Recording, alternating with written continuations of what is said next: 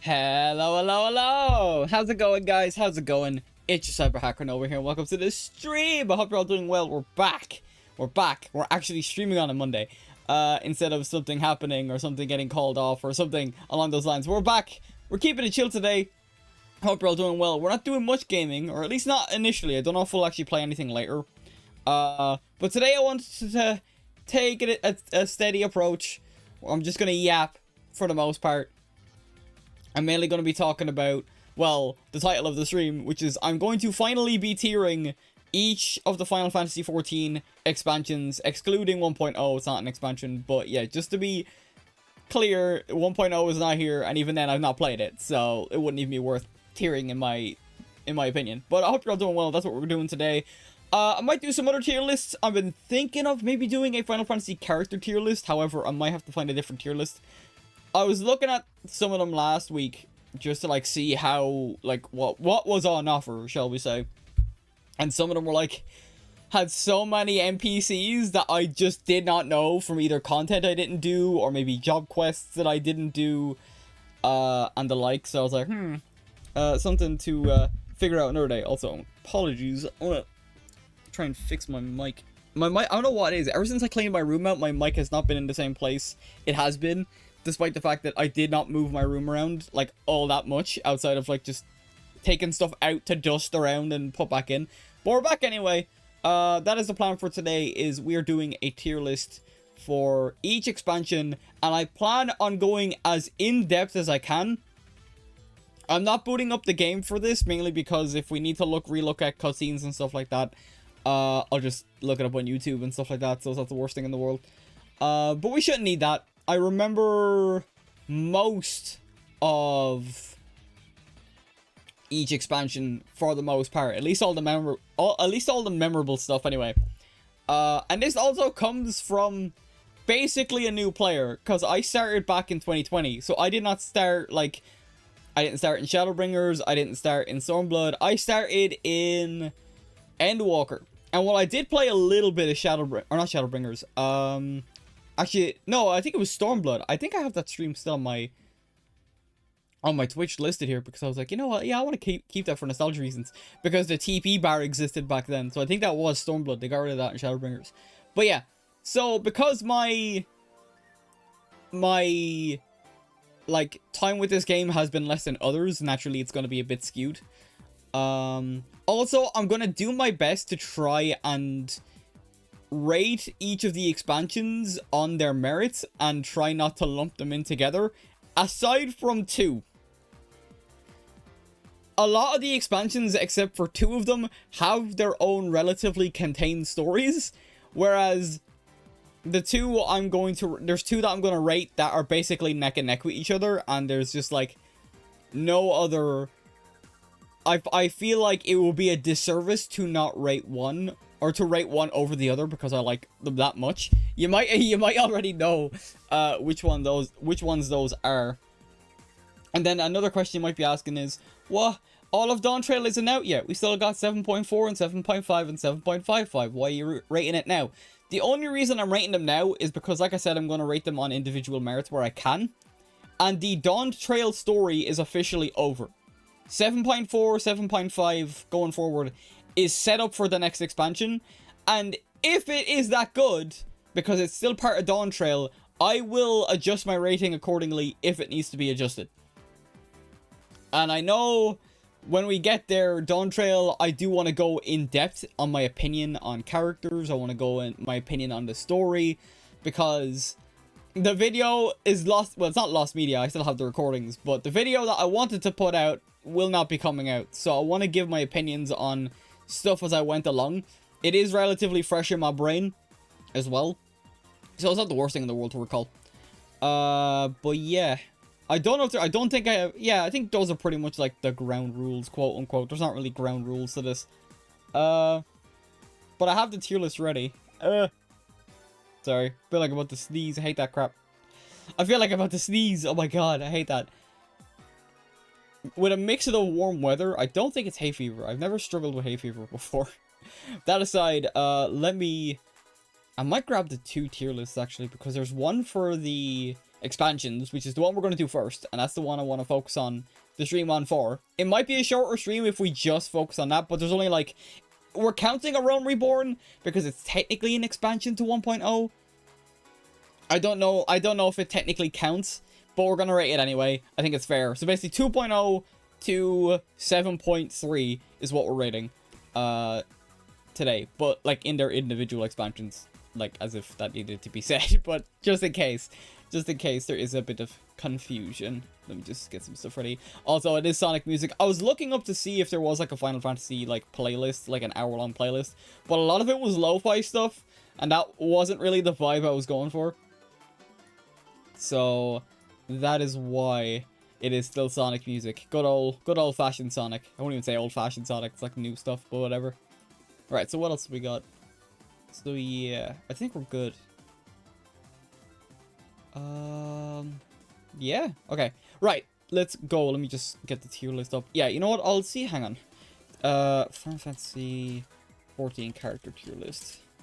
I know there's like a lot of characters that were in the tier list I saw that were like a bunch of filler characters. Up as far as Endwalker. No, if possible, I do want to get as far as Dawn Trail character listings. I think that's the character tier list. Okay, this is definitely like a lot more focused on like main-ish characters, so that's pretty good. But where's the main one? Where's the actual one that it was like based on? Oh, okay, right, I found it. Okay, sick. I think this is... This template has 68 images. That were like 1 off 69. I don't think... Is there one? I want to see if I can find one that is from like a Realm Reborn to Dawn Trail, if possible. Yeah, Dawn Trail.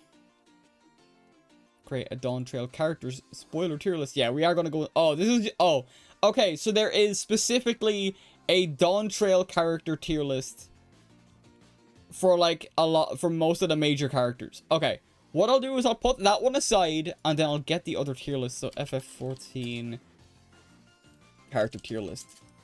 So I don't know if we'll get to these other two. The plan today mainly is mainly the expansions, because I did say that was the one I said I would do, so that's the one I'm like more focused on. But yeah, right, I want to make sure we're all good to go then. Yeah, okay, right, sick. Let me swap over here. We can watch these, we can look at these together. I am going through. I started trying to make the ratings for each one. I don't think there's a truly bad expansion. There are weaker ones, but I don't think anything is like, well, I suppose, never mind. I suppose there might be one that's like bad, but I don't really hate any expansion, I guess you could say. I don't have an extreme dislike for any. So that, if that tempers expectations of like I'm gonna absolutely crap on like one expansion over another and stuff like that, you might get the most lukewarm takes from me. Or the hottest take, depending on what side of the internet you're on. So we'll see how that goes anyway. Right, so by the 12 is basically S tier. I'm still need to figure out A, B, and C, and D. I'll say I don't know, Lucky Cackpot or something. Lucky Cack. Or Cackpot winner, yeah. Cackpot. Is that how you spell it? Winner. So like this is my A rank. Why is it to the side? What? Why is it doing that? Also, apologies if you hear dogs barking in the background. I can hear them. I don't know if you guys can hear them. Okay, don't know why that was. Is that how you spell it? Oh well, it's fine. Okay. B is like very like middle of the road. B, what could be? Oh, you know what? Never mind. I'll redo this one. I'll call it Relic. Relic. Or final tier Relic. Final tier Relic weapon. Yeah, I think that's fair. Why is it? Oh my god, why does it do that? Okay, hang on. Here, let me try something else.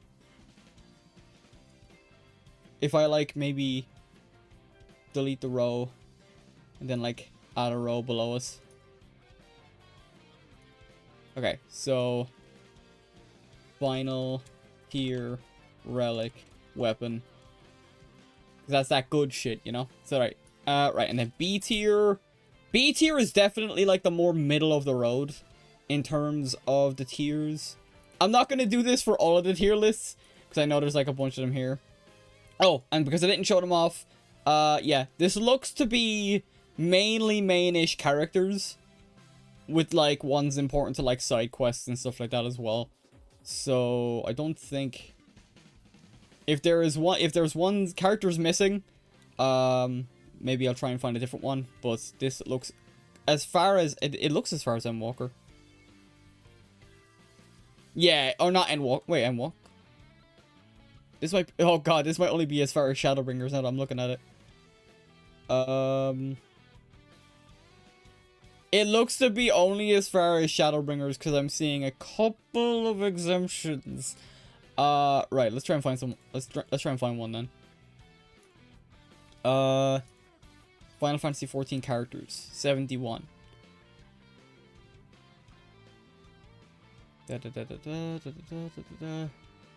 Just like having to quickly scan through here, make sure no one's missing. Ain't no way this is still just as far as Shadowbringers.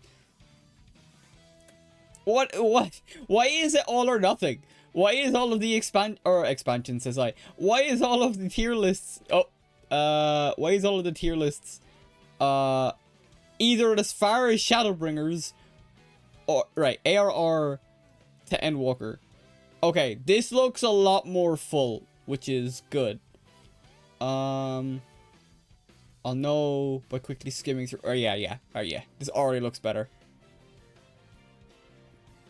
Okay, yes, this already looks better. There might be some characters I'm not familiar with because I've not done specific content and stuff like that. But this, oh, you guys can't see my mouse. But yeah, this looks good. I'll just grab someone to show that, yes, this looks fine. They're not in order of any case, but it's fine. Okay, right. And then we have our Dawn Trail specific tier list as well. I'll rate those as well. Right, so what's our B tier? What's our B tier, guys? What is our B tier? I would say Limza, but I know it has a bad reputation, so I don't think that fits. God, I wish I had more knowledge when it came to this. When it came to, like, stuff outside of the story, that I could actually properly give a good rate. Extreme, or you know what? Hard tier. No, you know what? No. Because that doesn't make sense. I was going to say hard tier content, but then that could be, like, misconstrued as me judging the content. Like, the dungeons and stuff, and that's not what we're rating. Although I will take those into account when it comes to the final rating of the expansion going forward. What are we doing? I'm trying to think. I'm trying to think. Maybe this is why I should have booted the game up, but well, it's fine. What have we got?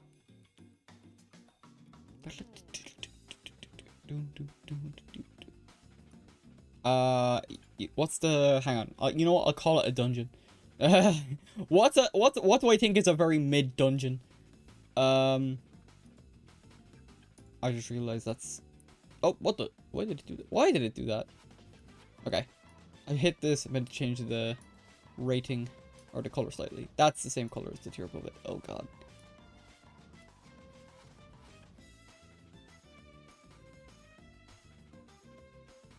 Hang on. Do that. You want to do this one. So, and then this, like, darker green. Okay, there we go. Need to fix the coloring. Okay, so yeah, what do I think is? I think N0VA's. A lot of people,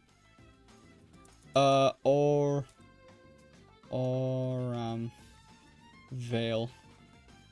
I'm probably spelling it wrong. What's it? I'm gonna have to look it up. FF14 or Veil. Okay, so it's OU or AU Aurum and then Veil. I think it... God dang it. Vale. It was Vale. Oh, it's VALE. Okay, right. Okay. I don't, because I don't think the dungeon's that bad, but I also think it's that good either. Orem Vale tier, just so people that might come in aren't confused as to what the hell are these ratings. They're not good because I'm not creative. Or not as creative when it comes to coming up with names. What else we got then? We got 2 more, because like I said, I don't think there's anything truly bad. I will say, because of the reputation, Lim's AFKing tier, which is the worst. I'm not. You know what? Whatever. I'm sticking to my guns on that. If I need to, I'll change names, but I hope. Actually, you know what? I'll just stick with the letter ratings for this one. Because the ones, or whoops. After all of that, I'm sticking with the letter ratings. The top 2 are like, yeah, they get the point across. By the 12 being the best and final tier relic weapon. You might say they're swapped, but at that point, it is what it is. Okay. Okay, right. So let's begin. Let's actually start. And for the record, because y'all can't see my mouse, I did not realize. Actually, can I change that? Can I, like, change the properties so you can actually see? Capture cursor. Ah, there we go. Okay, awesome. Yeah, that's better. So now you guys can actually see what I'm doing and what I'm looking at, rather than me having to, like, constantly, like, move stuff around. They are in order, so we are going to be rating them in order. I might have less to say about expansions more than others. I know a lot of people are gonna... Maybe a lot of people might have specific tastes as well that may not agree with me. But let's start us off. I'm gonna put them here out of the way. Actually, what I might do is... Will I zoom that in a bit further? That looks fine. Very, very big. Hang on, let me see if I can... Oh, that's like perfect. Okay, so you guys can see the tiers down there. Y'all can see... Yeah, perfect. Okay, bit nice and big. I could probably full screen that, admittedly. Full screen doesn't do much. Okay, right. A Realm Reborn. This is definitely one that I don't have much to talk about, because it came after 1.0. I've not played 1.0, so I can't really judge on it. I struggled to get through a Realm Reborn 3 different times. I've tried playing this game on 3 separate occasions. Both of my previous 2 attempts were on PlayStation 4. I don't think I tried PlayStation 3. I think they were both on PlayStation 4. And then eventually when Endwalker came around, that's when I finally got into the game, and it got its hooks in me, and I powered through like I was told, trust me, it gets better. Everyone says it, and everyone has the same opinion. You can look in hindsight and appreciate A Realm Reborn for what it is, but when it first came out, apparently it had even more quests than before. And you know what I might do, actually? I have like the main scenario quest stuff here, so we can use these as reference. We have like the entire MSQ up to date, as far as 7.3. But how many quests in here? Yeah, out of every like main expansion, this one has 161 quests. It is the longest to date, and I know why, because basically it had to get reworked from 1.0. Everything had to be changed, and then a whole new story and a lot more things. Even though this is the cut down number, this number was cut down from what there was originally. I can't remember how many there was originally, but let's just say it wasn't great.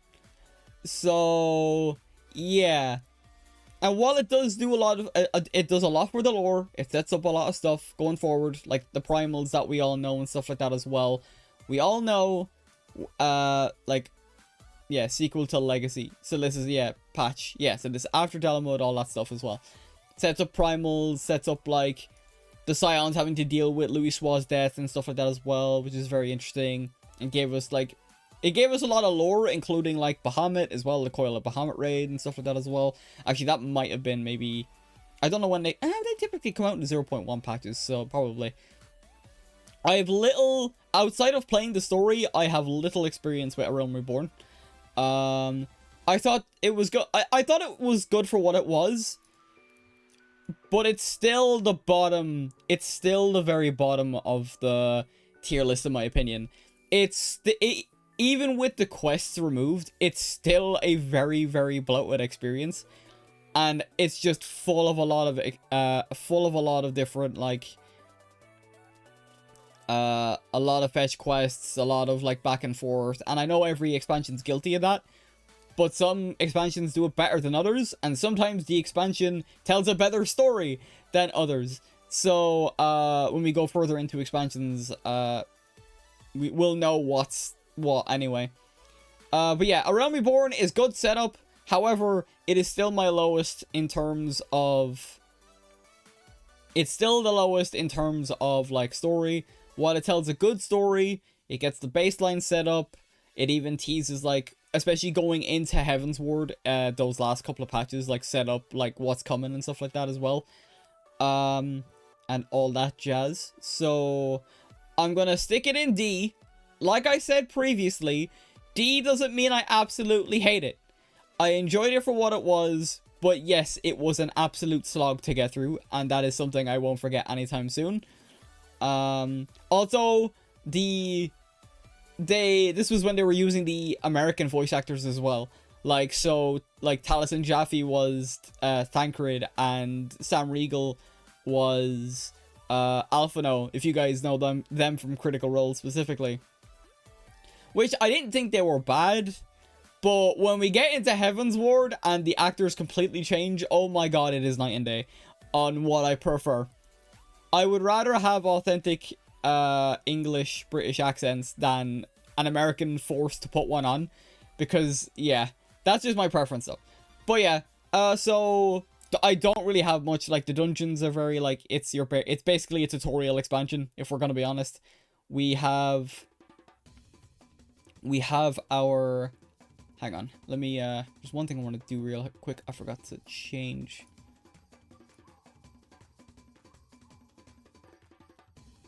Yeah, okay. Sorry, I wanted to change my vertical screen a bit because...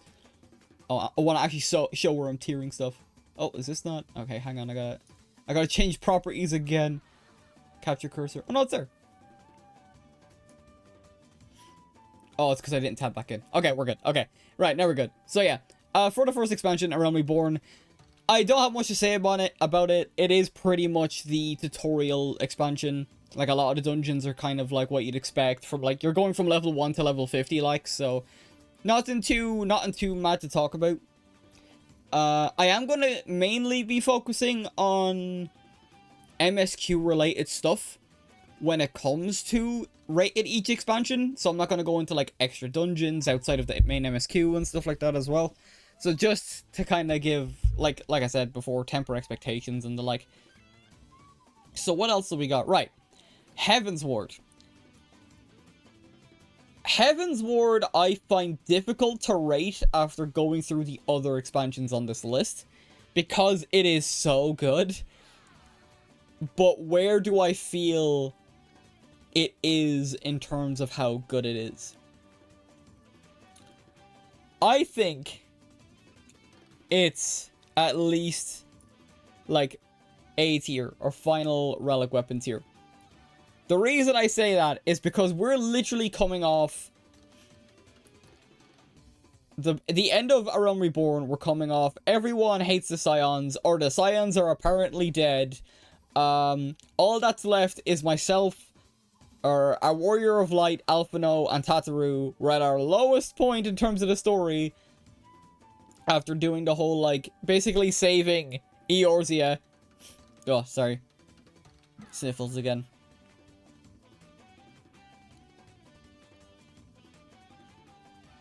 Ah, excuse me. But yeah. Yeah, we're basically coming from our lowest point and going straight into... We gotta get to Ishgard because of the fact that, yay, we need help. So Harchefont is happy enough to take us in, thankfully. And then we go in from there. And there's a lot... Immediately, you're hit with all the political intrigue revolving around Ishgard and the dragons and the Heaven's Ward itself, and King Thordan as well, which of course Ascian involvement, which yeah, I suppose I could give A Realm Reborn sets up the Ascian threat and stuff like that as well, but that doesn't really follow up. The Ascian stuff I think pays off very well in Shadowbringers and Endwalker, but we're not going to talk too heavily about those expansions until we get to them, because I have a lot to say about those two specifically, and then even more to say about Dawntrail, considering we just came off the back of those two. Back to Heaven's Ward. I think Heaven's Ward deserves its flowers. I don't know how people think of it now, in hindsight. I think after A Realm Reborn, it was a breath of fresh air. We got new voice actors. I think, I could be wrong, I think it's the same writer that did Heaven's Ward that did Shadowbringers and Endwalker. So I personally think Heaven's Ward deserves its flowers for everything. Like, we set up, like, even like after we kind of get like settled on our 2 feet, I guess you could say, when it comes to like, right, we're now doing stuff. We meet Estinian, who says masked basically the entire expansion, which is crazy. And then we also meet, we meet Ysayle in Heavens, or in Realm Reborn, but it doesn't get paid off until Heaven's Ward, where we actually spend time with them and learn, oh, why do you want to kill dragons so much? Oh, why do you care so much about the dragons and, like, their way of life and stuff like that?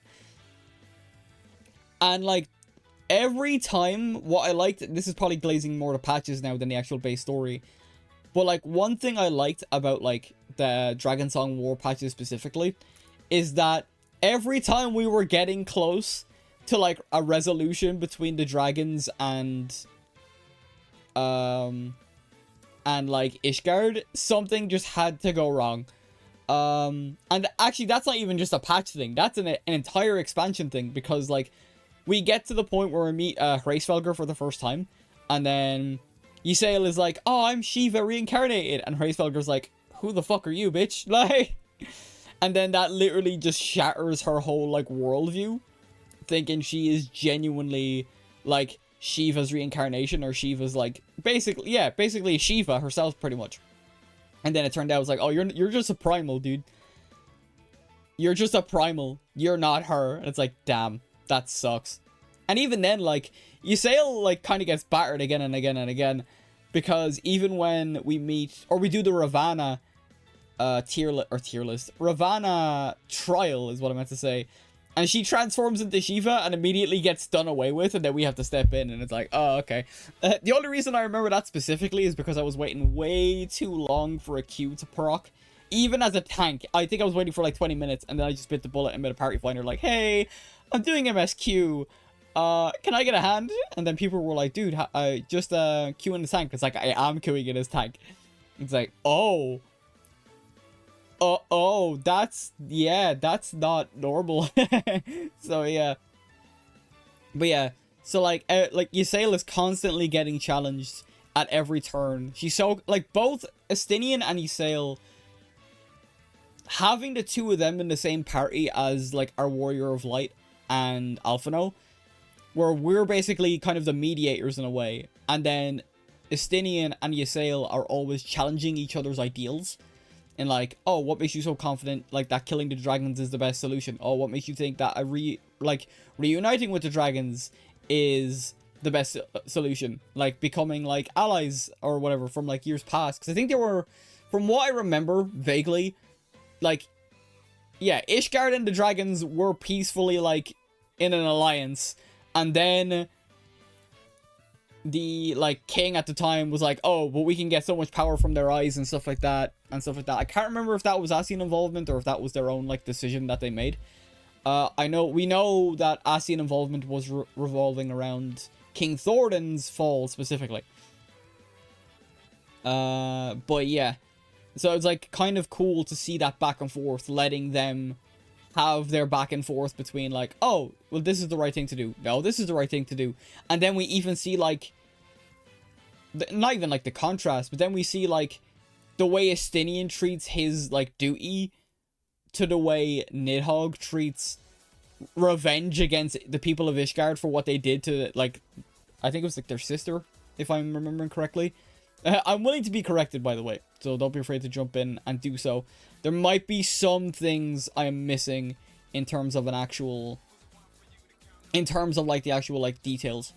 But yeah, like just like the back and forth, I think a lot of Heaven's Ward's strength comes from the character writing and the way the characters like gel and like converse with each other and stuff like that. So like I mentioned, Estinian and Ysael, Estinian and Alphino, where Estinian basically kind of takes on like the big brother mentor type role, like to help toughen Alphino up a bit. What else is there? I'm probably missing a bunch of stuff. There's the whole of the Dragon Song War, which is insane because like we basically a warrior of like gets poisoned and shit, and it's like, oh, fun. What else is there then? Just a lot. Yeah, I think that they're like the major ones, and then like the Asian plot as well. Oh, I forgot to mention Moonbreather in A Realm Reborn as well. Yeah, damn, she showed up and left just as quick, which is so sad. I'll save that for the character tier list. Because I don't know if people will like where I'm gonna put her. But yeah. So I firmly believe Heaven's Ward is an A tier. I think Heaven's Ward is an A tier expansion. I think it deserves to be higher up. I don't think it's S tier for reasons we'll get to later. Because I don't want to like overflow like the S tier category. I'd rather like have one or two up there. I think that's it. Is that everything? If at the end of the list, we'll go through and we'll like finalize our list. I might even put it up on Twitter. Before we're jumping onto the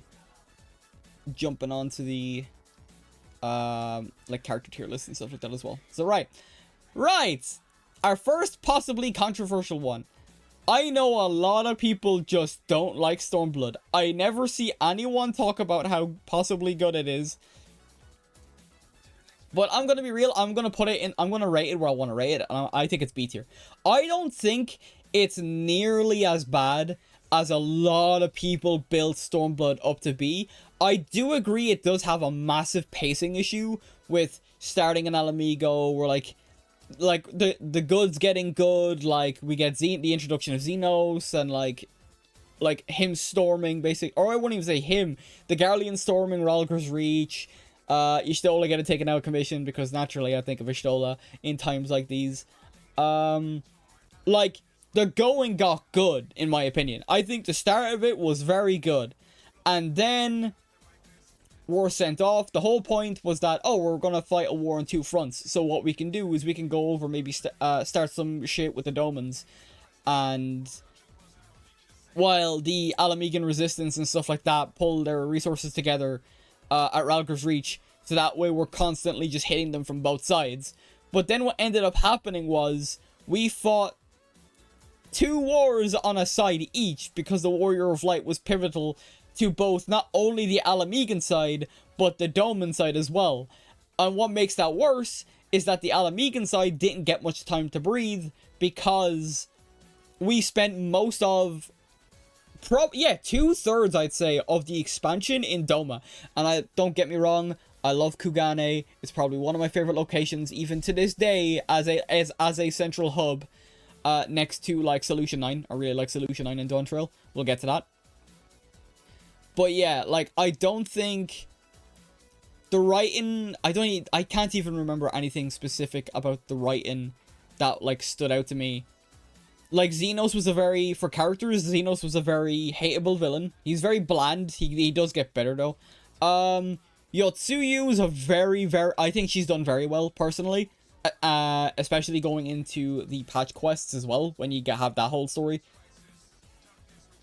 What else is there, then? Yeah, like, it's just, like, a lot of my grievances just comes with the pacing. Because we're coming off the first third, we'll say, is we're coming off the back of the Garleans storming Ralgor Reach and everything's going wrong all at once, and then we have to like, right, we need a new offensive, and then we get a screeching halt, and then we're redirected to Kugane and Doma for the entirety of the expansion, and then for almost the rest of the expansion, and then we have another screeching halt where we do a complete U-turn and head back to Alamigo, and then that's where it ends. And like I said, I don't mind Xenos, but he is his weakest here. He is his weakest here. And he gets better, thankfully, like, in the expansions going forward.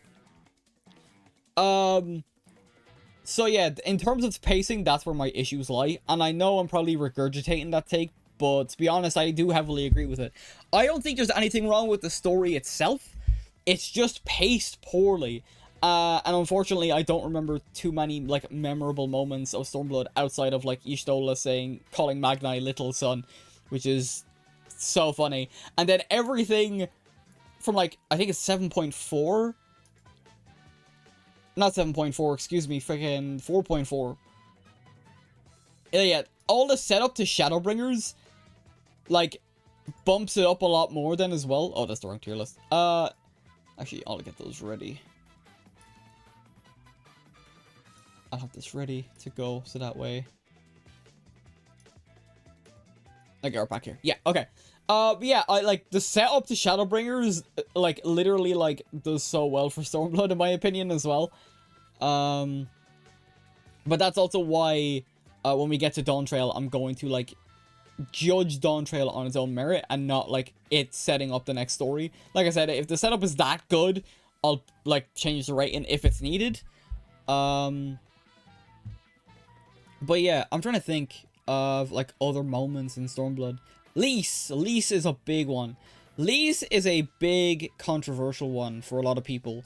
And I'm going to say right now, Lys embodies the expansion for me in the sense of I don't think she was nearly as bad as a lot of people said she was. I think they did a very good job. Hell, even setting her up before the reveal, when she reveals herself that she's not Ida, she's actually Lys, and Ida is her sister that died. And setting Lys up as this brash, hot-headed, quick to anger, like, wanting to save Alamigo and stop the Garleans regardless of the cost. And yeah, making her a hothead, I know, pissed a lot of people off. I think she had, outside of maybe Raubon, but even then, Raubon, I think, should have gotten even more screen time, in my opinion. We don't see him very often, thanks to the fact that we're in Doma and the Far East for a majority of the expansion. I think Lys had the best, like, development in Stormblood. And that might not be saying much, because the whole expansion was pretty much revolved around her, to be honest. Because it's basically her development as a hot-headed, like, fighter wanting to do everything she can for Alamigo, however, not accounting for the risk, not thinking ahead, and then eventually basically becoming the leader of the resistance alongside Raubon, and literally basically fulfilling that leadership role. She learns to be a leader and stuff like that. And whether people agree with me or not is another thing. I think Lys was done very well, and I think the hate she was given when I, like, started, because I had heard all about the hate that Stormblood was given, and I think it's, like I said, I do have my opinions on the story and the pacing. I agree with those points, but Lys herself, the hatred for her, I think, is so overblown. I think it's so, she's so overhated as a character, in my opinion. I can get why people mightn't like her at first, because of that hot-headedness, that, like, quick to anger, quick to run off and try and solve a situation that you're way in out of your depth for. But our Warrior of Light was like that at first as well. Our Warrior of Light was roped into situations we should not have just been in. We just happened to be there at the right place at the right time, and, like, take down a few lesser-known Asians, stop a Primal or two. But that was also because of the Echo as well. And also, then we learn more about, like, our fate down the line and stuff like that as well. But, like, we were like that as well. Maybe not to the same extent, because player agency and the character has to do with... the Warrior of Light has to do whatever the Warrior of Light does in those earlier expansions. But Lisa's just a hot-headed version of our character. And I think she is heavily overhated in comparison to, like... I'm trying to think. Is there any character I could think of that's as... Well, there's one character we'll get to that is probably hated even more than Lise. We'll definitely be getting to that. But at the moment, I think Lise was incredibly overhated for a character. I thought she had really good... character development from a brash, hot-headed fighter to a leader of basically a country. Now, also, that's kind of like joint lead with Raubon. But even then, like... The two of them as basically the leaders of, like, Alamigo. Like, I think it was done very well. Even if it did feel a little bit rushed. And then... But also she softens the blow of, like... Going to Kugane. Because she comes along with us. And then... I'm pretty sure she comes along with us anyway. I'll know. So, post Shadowbringers, post Stormblood. Also, Stormblood MSQ. I said, like, I'm gonna try and, like, go to, like, the middle. Because there's probably, like, a quest where we have to, like, talk to, like, Lise or something like that. I can't remember. I'm confident to say I think she does come with us. But, like, she softens the blow of, like, coming to Kugane with us. Because she's still that hothead. But as we go along and do all the stuff with Doma. And, like, she sees the complete opposite of Alamigo. Where the Domans are pretty much pacified by this point. Outside of, like, the Aura people and stuff like that as well. Like, they do want to fight back, but they kind of just put up with it. God, it's taking an age to load. Right, yeah. So let me go, like, 65, I think it'd be good. Oh, yeah. Alphino, he and Lise. Yeah, the Domo within. Yeah, so Lise does come with us. I couldn't remember off the top of my head, but I was confident enough that she does follow us up. So, like, the fact that she learns from watching us and how we do things and how, like, Hien does things when we get to him as well. I think Lise embodies the good part of the expansion, even though I know people are going to heavily disagree with that. But yeah, I think Stormblood goes into... I think Stormblood goes B tier. I don't think it's not the greatest expansion. It's not above Heaven's Ward, and it's not above the other two. Or the other possible three. But it's alright. It's an alright expansion. Lise had good character development. The lead into Shadowbringers was very good. By that point, I think a different writer was actually taking over for Shadowbringers anyway. We had different writers. I think we had the same writer for Heaven's Ward, Shadowbringers, and Endwalker. If this becomes a video, feel free to correct me in the comments. Or VOD watchers, correct me in the comments as well. So, yeah, I'm happy enough with Stormblood being in B. Now, I'm gonna have very little to say about Shadowbringers and Endwalker. And I say both because both of them are going in the exact same place. However, let's start with Shadowbringers first. Shadowbringers had such a good introduction. It had the setup from Stormblood, which is why Stormblood is in B tier and not in D. Or C, I should say. Because I don't think Stormblood's, like... I don't think Stormblood deserves to be down here. But it's not the worst thing in the world everywhere. So right in the middle of the road, I think, is where Stormblood lies. Shadowbringers. Oh, where do I begin with Shadowbringers? And I need to come back here as well. Because we had so much in Shadowbringers. We get more Asians. We get more in-depth, like, reasonings behind what the Asians are doing. Emmett Selk being a top-tier, S-tier character and villain, antagonist, whatever you want to call him. And then we have, like, the 5.3 storyline with Elidibus and him pulling the stunt he pulled, which I think was incredibly, like, that had me on the edge of my seat the entire time. I feel like I can talk a bit more about, like, the expansions I didn't stream, because I did stream Endwalker. If you want to see my reactions, the streams are still on my Twitch channel here. Yeah, you know what? I genuinely don't know where to begin with Shadowbringers. I suppose first things first, I'm incredibly biased because they introduced Gunbreaker, and that is my favorite class in the entire game so far. Funnily enough, neck and neck with, Viper for me. Well, Viper's neck and neck with Gunbreaker. Gunbreaker still edges out at the top of my list, personally. Oh, excuse me. It is still a bit warm today. But yeah, the story, the setup. I know the setup I have to really pay. I know the setup I have to give to Stormblood, but oh my, this is why it's so hard to like separate that setup from the beginning, because it's all done so well. So like, yeah, but even then, Shadowbringers, like, we're immediately dragged. There's no fluff. We're immediately dragged into the first. Once we find that little, like, gizmo thing in the Crystal Tower, or beneath the Crystal Tower. And then we have an entire world where in the source, we've been basically fighting for the light side, we'll say. The forces of light, Hydaelyn, and, like, all the crystal and all that stuff, which was set up from the very beginning. Only to come to the first, and it is engulfed almost in light. And while you might think, oh, World of Light can't be that bad, it is literally like the most horrific thing. One of the most horrific things that isn't the Void itself, the 13th.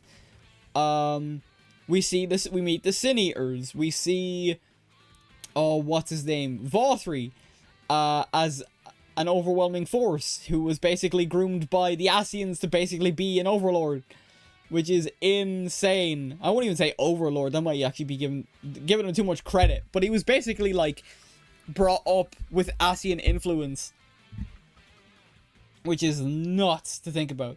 And then one thing I forgot to mention in Heaven's Ward, actually, and either way it stays in the same rating, the Warriors of Darkness, Ardbert, and those that came from, yeah, this was all set up in like Heaven's Ward as well. How did I completely forget about that? Yeah, Heaven's Ward set up, damn, we got that like 2 expansions later. Heaven's Ward set up like all of the stuff that happened in Shadowbringers, because they were just trying to save their world, because they did everything right. But then the world basically is getting engulfed in light anyway. And then we get that payoff with Shadowbringers, where we reunite with the Warriors of Darkness. However, the only one we reunite with is Ardbert himself, the main man, and who turns out to be our reflection. So, like, part of us. We live in the main continuity, our main universe, the source, basically. I don't know why I'm explaining this, because if you're watching this tier list, you already know all the source and stuff like that as well. But just in case people are coming in and don't know what I'm talking about, the source is basically where all of our Warrior of Lights live, where the main cast live, and then there's different shards. Some of the shards are destroyed due to calamities that the Ascians made happen through their involvement. And then there are some other shards left. There's one shard that got absolutely decimated and couldn't cause a calamity, that is known as the Void, or the 13th. But yeah, so like, we're in the first shard, or the first as it's called. So, because there's, I'm not going to get too much into that. It's a lot of lore. It's a lot of, like, the Sundering, and I'd have to explain all of that, and it's a whole thing.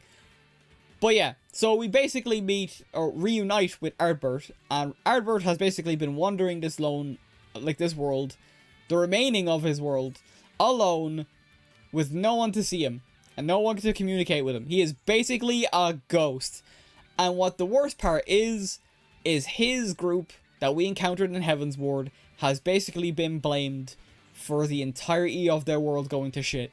And it is the most depressing thing to hear, because we can only empathize with, oh, what if it was us, like us directly in that position, and we did that, and we thought we were doing the right thing, only for it to completely damn near destroy the world were it not for Minfilia's involvement, to, like, hold back the flood of light. And yeah, that story alone, between, like, our character and Ardbert, is very good as well. Some of the development we get from, like, Thancred, because Minfilia / Hydaelyn and all that as well. Basically, Thancred can't let go of the fact that Minfilia is gone. Like she has her role to play as like Hydaelyn's vessel to some extent.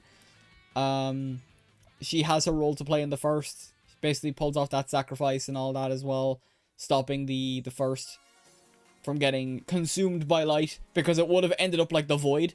It wasn't. I don't think it was possible to cause a calamity with the first because of the sheer amount of light. Very similar to the 13th, where it was just encompassed by darkness.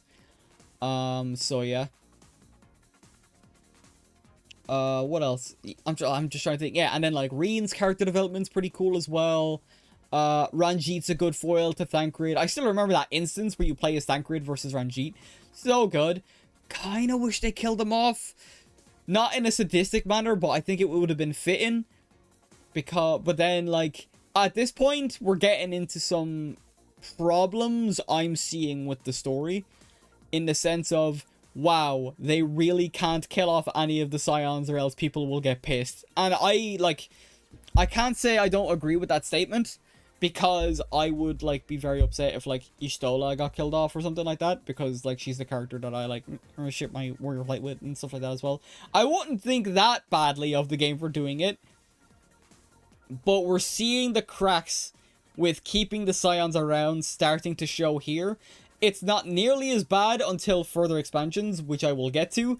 Here, I can forgive it, but it was the beginning of constantly having to have the Scions around, regardless. And then I think this is where trust came into play. Trusts were, like, brought into play as well. So now we have the Scions as basically party members for dungeons and some trials. I don't know if there was actually a trial in Shadowbringers that you could use, like, the Scions with. I could be wrong. I don't think there was, though. I think that was an Endwalker thing. So yeah. So, like, that was cool. I'm trying to think. Yeah, like, everyone gets a new outfit, which I think is kind of funny. The Titania trial, which is infamous to this day, was kind of cool. Didn't like the jump scare, but...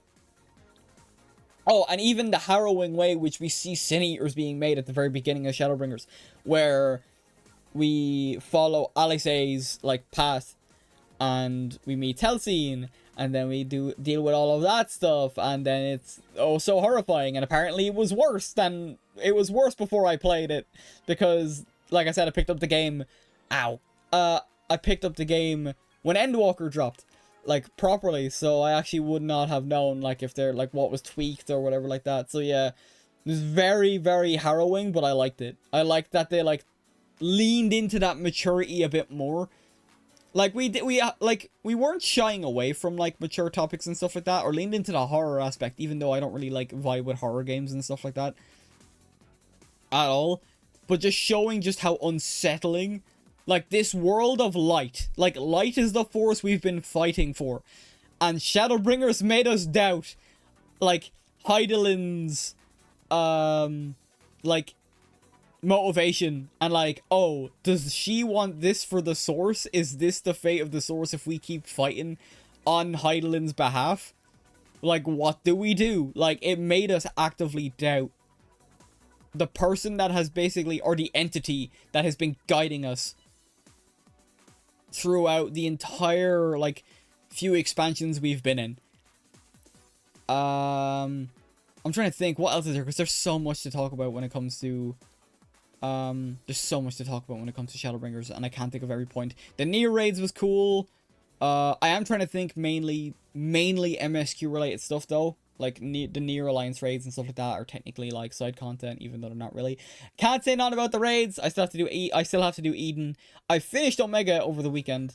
But I still have to do... Eden is the last raid series I have to do that isn't an Alliance raid. I think the last Alliance raid I have to do outside of the current 7.31 for Dawntrail is... the Endwalker one. Yeah, because I did the rest of them. Because I needed Ivalice to... I needed Ivalice to unlock Bozja, and I wanted to get Bozja for leveling at the time and stuff like that as well. So yeah. So I'm only missing Eden in terms of, like, the raids. And then for Alliance raids, I still need to do the Endwalker ones with the 12 and stuff like that as well. Although I've seen bits of Eden, and it looks good. And I've heard good things about the and Walker Alliance raids as well. So I'll definitely get to them eventually. Don't know if I'll get to them on the Friday stream, where I'll just be doing a bit of grinding on Final Fantasy, but we'll see. But yeah, what else is there? Yeah, once 5.3. 5.3 being incredibly good. Elidibus pulling that whole, like, oh, and now everyone has the Echo, like, basically an I am Spartacus moment with, like, the people of the first, like, I have the Echo, I could do so much good and stuff like that. I might have to look back. I don't know if everyone actually did get the Echo, or if it was just purely an illusion. But, like, when he disguised himself as Ardbert right after, basically, Ardbert, like, basically sacrificed himself to save us, even though we're basically like the same person, but you know, reflections and shards and stuff like that as well. But yeah, like that whole thing with Elidibus, and then Emmett goddamn Selk. Where do I even begin with him? I don't even think I should like focus talking about him so much, because I'll be doing the tier list. I'll be doing the character tier list after this. So yeah, man, Shadowbringers. If my glazing wasn't like enough of an indication, yeah, it's S tier pretty much. Shadowbringers to this day is still my favorite expansion, even after Endwalker, even after Dawntrail. And speaking of Endwalker, once again, these aren't the actual. This isn't the actual placement. This is just here so I can talk about it. Yeah, it was damn near seamless when we went to. It was damn near seamless when we went to Shadowbringers to Endwalker, because we get back, everyone gets back from the first due to some like travel shenanigans, soul traveling shenanigans, and then we immediately get thrust into basically the end of the world. Not really, but kind of. So like Fandaniel shows up, Xenos is now like properly front and center because he was in the background of Shadowbringers while we were away in the first. And Shadowbringers basically, oh yeah, and Xenos killing his own dad to stop him from unleashing like the Black Rose toxin that basically would kill everyone and basically cause another calamity, which is insane. And then like, Emmett Selk setting up for this one, and then like, God, yeah. And then for Shadowbringers, like, I forgot Shadowbringer shows up, or Fandaniel shows up for Shadowbringers, like, the last two patches pretty much, because we basically, like, I can't remember much of I actually can't remember much of 7.4, hang on, let me try and refresh my memory a bit. 7.3, or 7.3, I keep saying 7 because that's the most recent content. 5.3, I can't remember much about 5.4. This is probably going to take an age to load anyway, but yeah, what else I want to see if I can try and think of it before it loads up. What's doing that? Let's stay back here. Man. Yeah, I could probably glaze Shadowbringers all day. But then we basically get seamless transitions into this. Fandaniel sets up towers that we gotta take out, because it's like basically trying to feed, using the ether to summon like lunar primals, so like Lunar Bahamut and Lunar, I can't remember if there was another, there probably was, I just can't remember the name of it off the top of my head. Lunar, oh yeah, and then we have, yeah, either way, Lunar Bahamut was like the main one, because that was like, I think, near the end of Shadowbringers. What else is there? Yeah, so we're back here, 7 point, yeah, so 7 point, sorry, I keep saying 7. 5.4, which is Master Pupil, Admiral's Resolve. Yes, okay, yeah, 5.4 and 5.5 onward, we're kind of learning. Yeah, we're at the point now where, what's the, yeah, with Elidibus defeated and the fate of the first secured, the Scions make their long-awaited return to the source, but in a new future now look towards, which will be written upon the pages of history, an anthem of hope, or a dirge of despair. Yeah, because this is where, like, Fandaniel shows up and immediately starts fucking with things. The Scions, and then, like, 5.5, 5.55. The Scions have finally succeeded in discovering a cure for tempering. Yes, this is why I can't this is why I couldn't remember this. It was mainly the patch that was like, oh, we can fix this now. Which leads directly into Endwalker. Discovering a cure for tempering, which could prove instrumental in allowing the Eorzean Alliance and the Lands Beast tribes to settle their differences. Which also leads into then the towers, because if you get too close to the tower, you get tempered like immediately. Like Fandaniel set these towers all over the world. Prospects of peace may soon fall to ruin, however, as Fandaniel and the Telophoroi scheme to create the final... Yeah, they're bringing... Yeah, the whole point is bringing the final days about. And ominous towers rise in all corners of the realm, with the servants of chaos amassing at every turn. Will the Scions uncover their plot before it's too late? With a close friend grievously wounded, so that's like... yeah, so like that would have been like N0VA's and Fordola. The Scions face a bitter struggle. Newfound alliances with Tiamat and the Amalja provide a glimmer of hope, but the world at stake, will this be enough? Yeah, which leads straight into Endwalker then, so we can talk about Endwalker. With everything we know about Fandaniel now, and by proxy Hermes,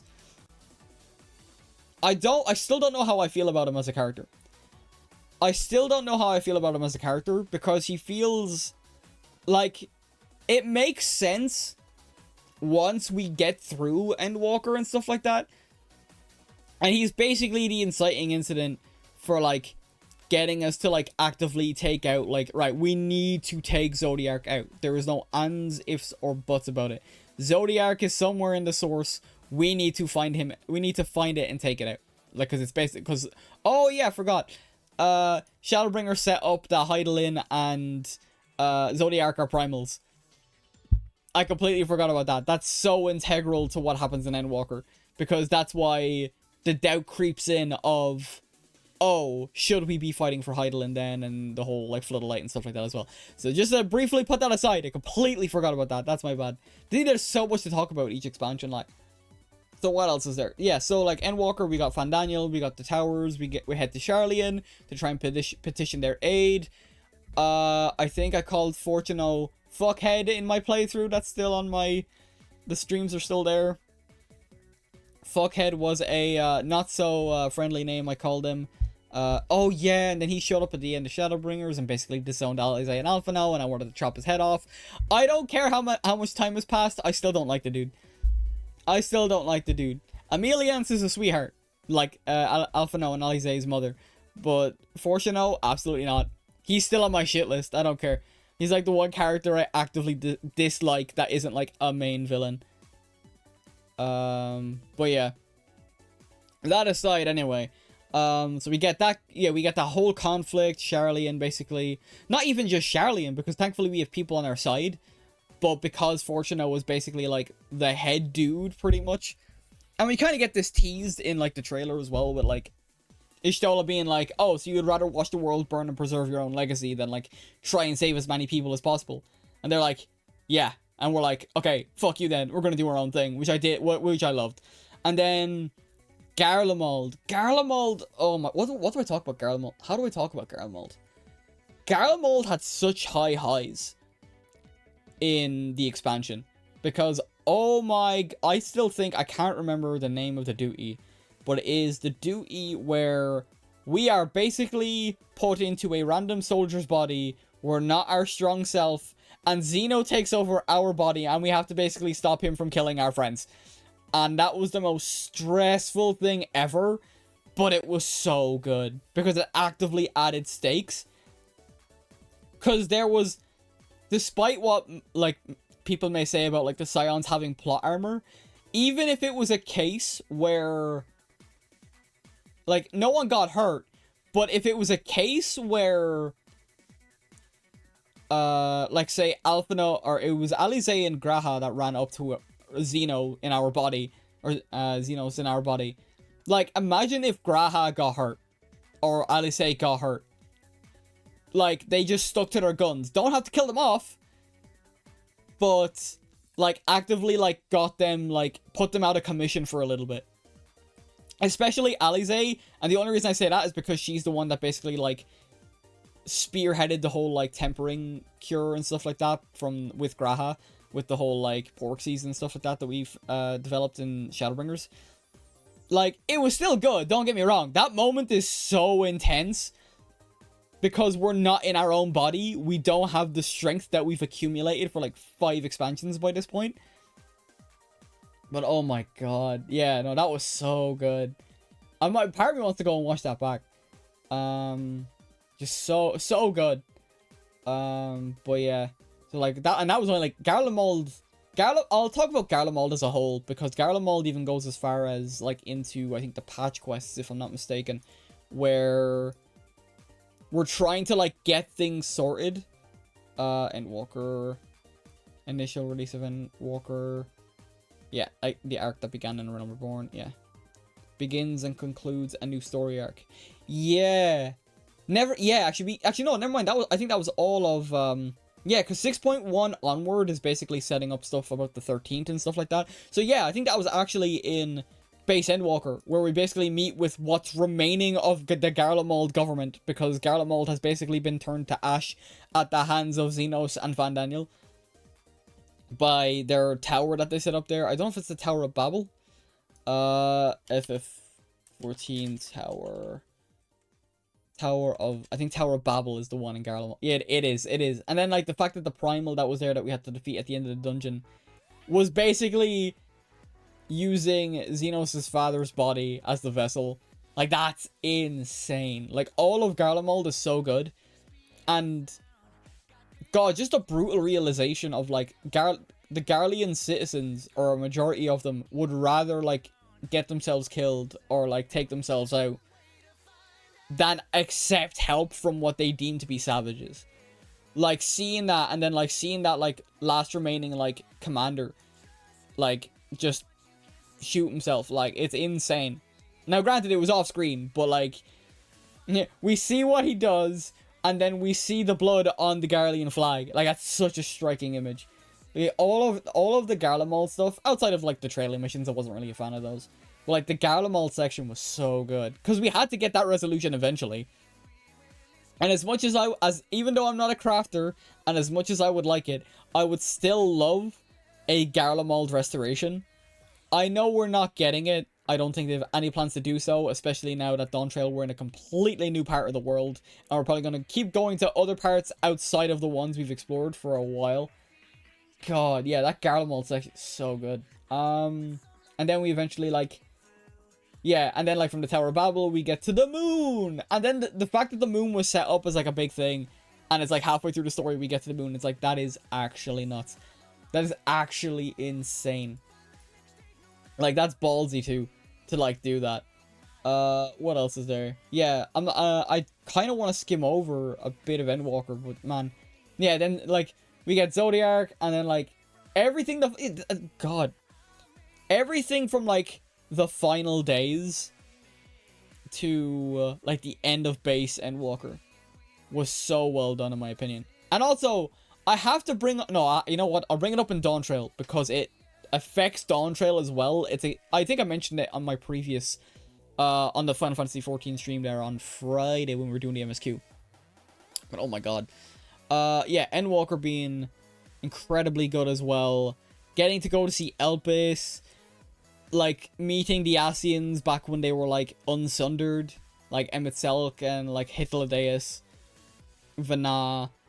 And then Hermes, as I mentioned before as well, which is, like, you know, Van Daniel. And I'm like, man, he's really on the she can make me worse train. And, like, that carries over for, like, centuries, because we also realize that, oh, this dude's Amon from, like, the Crystal Tower raids back in A Realm Reborn. So, like, once again, A Realm Reborn setting up and coming back here, like, Endwalker is so good. And Endwalker does so good as well. This is where I said it's hard to separate the two entirely. Endwalker, in my opinion, makes Shadowbringers, like, infinitely better, because now you know where it's coming from. Like, Emet-Selch's, like, mistrust and what he was trying to, like, revive, and, like, the way he reacts when you tell him, like, hey, what is the faith of us in the future, because we eventually get to that point of, like, how, yeah, the fact that he reacts like, oh, I would never do that, and it's like, bro, we lived it, we know what you did. And then the way he reacts to it, basically being, like, basically storming out. Yeah, these are the only two S tiers, but they complemented each other so well. They ended the story from A Realm Reborn so well. And regardless of what you want to say about the patch quests, I think the patch quests are good as well. As a standalone story, and also as a resolution for the Varshan, Radzahan, and stuff like that as well, for Vitra, and like his own little story as well. So I think that's cool. I like that they're setting up more stuff with the other shards. Like the fact that we got to go to the void in the patches is really cool. And then, oh, not to mention the final battle with Xenos. I picked one dialogue option I wish I didn't pick.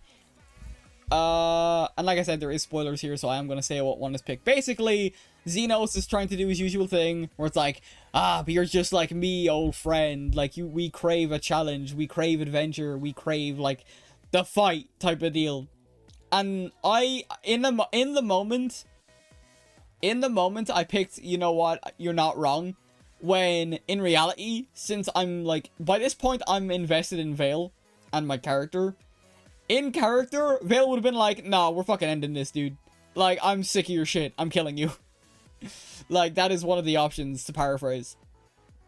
But, yeah. What else is there? Yeah, no, I just, like, N0VA is incredibly good. I think I say N0VA makes Shadowbringers better, but both of them complement each other so well that for me it's still hard to separate them, so that's why they're both in S tier. I think both are good. You can say what you want about the content. I'm mainly talking about MSQ. The story is well done, and I did like the stuff with the patch quests where it's like setting up, it's like a completely, like, it's kind of like a one-off, because for Dawntrail then, we've no real setup for Dawntrail outside of 0.55 or 6.55. Which I didn't mind. We meet Wuklamaf for the first time. We see the first indication of, like, female Rothgars. And now that I've talked about N0VA and Shadowbringers, and I get glazed those expansions for ages, it's time to talk about the elephant in the room. Or the the axe-wielding Rothgar in the room, we should say. I don't think Dawntrail is as bad as a lot of people make it out to be. I think it does have pacing issues. I think it does get hampered. I do think, unfortunately, I do think Wuklamaf's character kind of brings it down a little bit. I don't hate her. I think the hate for her is very similar to Lee in that it's overblown. But also I can understand where some of the criticism comes from. Like, the voice acting was not all solid. Thankfully, some of that's been fixed. As of, I think it was like 7.1, I think. It was fixed, it was re-recorded. Not everything, obviously, but that's a lot of lines to go through. That's not going to be fixed all the time. Like, some of the stuff, like, Bakul Jaja, I think is a very good villain. I do feel his development was very rushed. I like him as a character now after said development, but I think Bakul Jaja's development is very rushed. Then again, with the situation he gave us, yeah, it's very like easy to empathize with that situation of like, oh yeah, you went through some trauma, buddy. I don't want to talk too much about characters because we'll be doing a character tier list. I probably won't spend as much time talking about each individual character because that's gonna be a lot. That's a lot of characters. But yeah, what else is there then? Dawntrail. Yeah, Dawntrail is like, I don't think, right.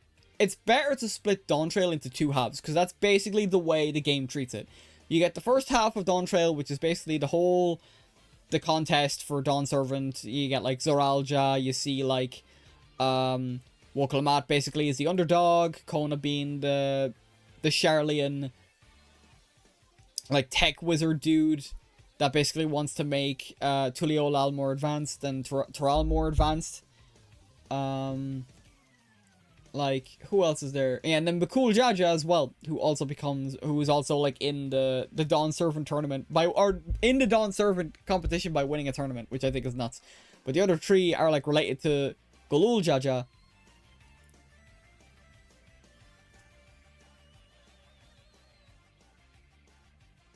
Sorry, I thought I was hearing something.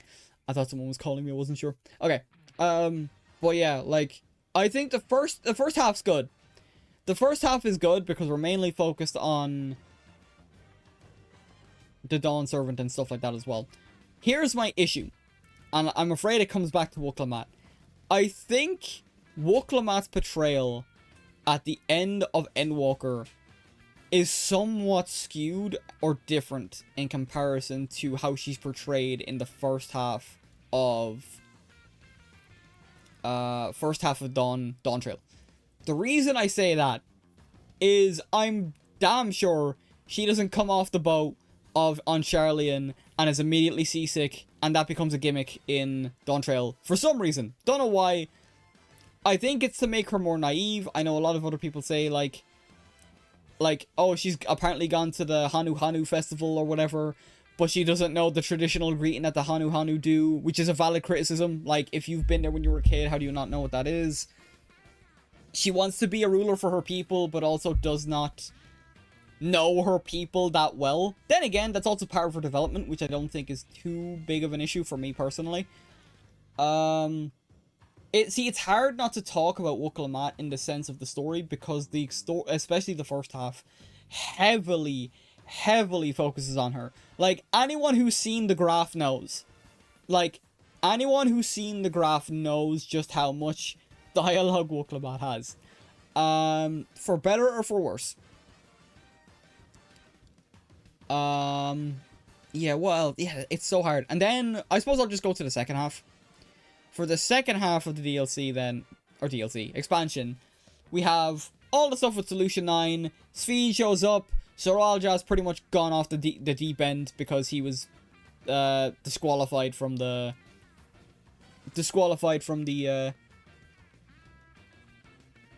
Dawn Serving competition and stuff like that as well. So he challenges his father. We learn about the regulators and stuff like that as well. I personally really like Solution 9 and the regulators and the way they do things, because, in my opinion, I like it more. I like it that it's very ASEAN based. In the sense of, like, or not even ASEAN based. Well, kind of. No, not really. Never mind. I take that back. I was mixing up ideas in my head. Basically, what I meant to say is that it's very ascending to godhood, even though that's not what the people want. Like, imagine living a life where death is not a factor. Like, death, like, as in, death is a factor, but it's not a factor of, like, thought, it's not a factor of, like, thinking about, it's not a factor at all about thinking about, and it's completely forgotten when it happens. It's very dystopian, and I do like the whole, like, I think I was watching, like, a Spider video, one of the achievement hunting videos that they made, and they talked about how they couldn't really vibe with the regulator things and all that, and I'm like, completely understandable. Me, as someone who's a big sci-fi nerd, was like, oh, absolutely, yeah. No, I could totally see this. Electro basically being a double-edged sword in that it's really useful, but also causes Levin sickness, like, to the people that, like, are exposed to it in, like, certain ways and all that. Like, it's insane. I think Levin sickness wasn't just an electro thing, I think it's an electricity thing, but I'll have to look back. There's a lot of mini details like that that I'm not entirely, like, caught up on. Oh god. But yeah, so, like, all that, and then Sphene, I think I would have liked if we had known Sphene longer. Now, granted, that is rectified pretty much in the patch quests, which we are now finished with the Dawn Trail story, because everything is set up for the next expansion now. What else is there? But, like, Sphene as a character is very good. Also, I'm a sucker for a pretty face, if my constant fawning over Y'shtola is nothing else. I was saying on my last Final Fantasy stream that I try not to ship my character with, like, every woman this side of the Ethereal Sea. My Warrior of Light with every lady character. I did it with Lisa at one point. I did it with Yugiri at one point. I didn't do it with Sphene and Wookalamat, funnily enough. But, like, they're the other main two. Like, Lisa and Yugiri were definitely, like, contenders. But then, like, I think I initially had that, oh, they were actually gonna try and make it a thing, like my Warrior of Light and Yugiri, but then because they're literally, like, countries apart, practically worlds apart at this stage, it was never gonna work, plus she has her duty to Hien, Lord Hien, so that wasn't gonna work. But I don't think I kept that. I just think, for me, Y'shtola will always be my Warrior of Light's one and only. I know I went off topic there. It has nothing to do with the tier list, but I digress. That's just the way I see things with my Warrior of Light. That's just the me thing. That's just the me thing. Alright, back to the expansion anyway. But yeah, I would have liked a bit more time with Sphene, but then again, once we basically finish up with the Dawn Servant stuff, it's go to the very end of Dawn Trail. The pacing is, I think the pacing is grand in the first half. I think it's fine in the first half. If a little bit dialogue heavy, especially at the beginning when you have to read those pillars, it's like, oh my god, there's so much reading. And I have no problem with reading. Hell, it's an MMO. But, yeah, there's just a lot of reading in that first, like, the first half of the first half, funnily enough. And then once we get to that second half, where the dome hits, and we learn all about Solution 9, and Heritage Found, and go, go, go, go, go, go, go. It's a literal train ride to the very end. For lack of a better term. I have to talk about that fuck-ass song, Smile. Smile's a good song. It's just used poorly. I think, and for those... I'm actually going to get the song up. Hang on. I'm actually going to get the song up. So, FF14, Smile. I'm going to... It is a very good... It's a good song. It's used poorly, in my opinion. So, for those that are not familiar, it's this song that plays. I'm going to just go straight to the chorus. I don't even need to play the whole thing. Oh, God.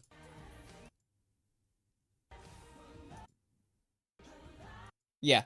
So, where is it? Trying to wait for it. Yeah, this song. If you guys can hear it. I'll even turn it up a tiny bit, just so you guys can hear it. The song itself is good.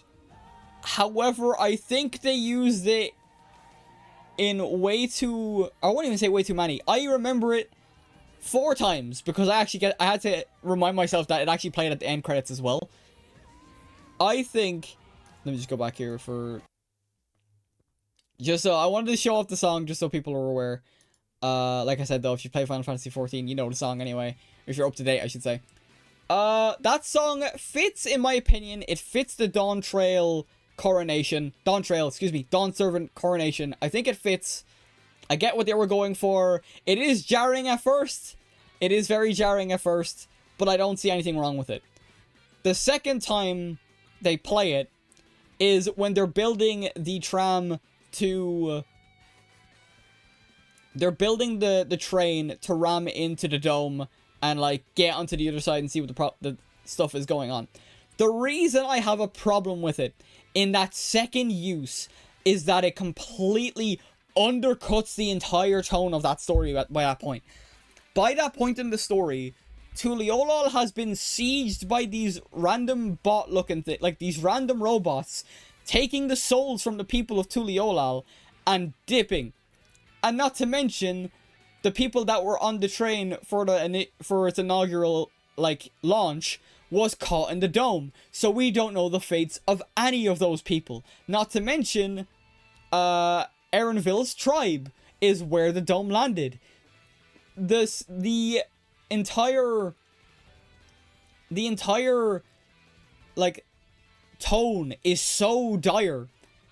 And I get what they were going for. But the song does not work that second time. And it completely... And that's why, for me, I can't take that song seriously anymore. It's why I refer to it as that fuck-ass song. I can't take that song seriously anymore. Because they used it in such an odd place. I can forgive it the first time. Like I said, jarring, but fitting. Hell, even, like, the time we got it on Friday. Like, the 7.3 patch where we get it again. Fitting, considering the circumstances. I'm not going to go too much into spoilers on 7.3. It is recent, although I do have spoilers listed here, but I'm talking about, like, everything else anyway. But you see what I mean? That second time does not work.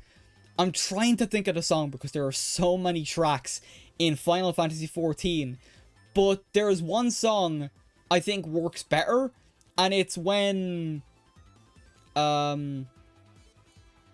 It's when... Oh god, I'm going nuts thinking about this. It's like the guitar... It's the song where, like, the guitar, and it's like a real... Oh, hang on, let's see if I can find it. Hang on, let's see if I can find it. I need to find this track. I want to find it. I'm gonna go absolutely mental if I can't find it. I can't find it because it's so generic. Oh my god. It's like specifically, like, plays in the cutscenes.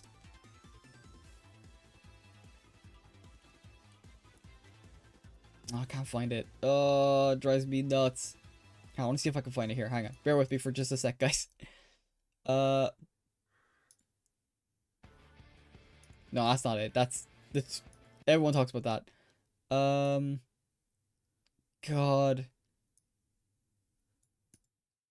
Hang on. I need to try and find it. I'm gonna go completely mad.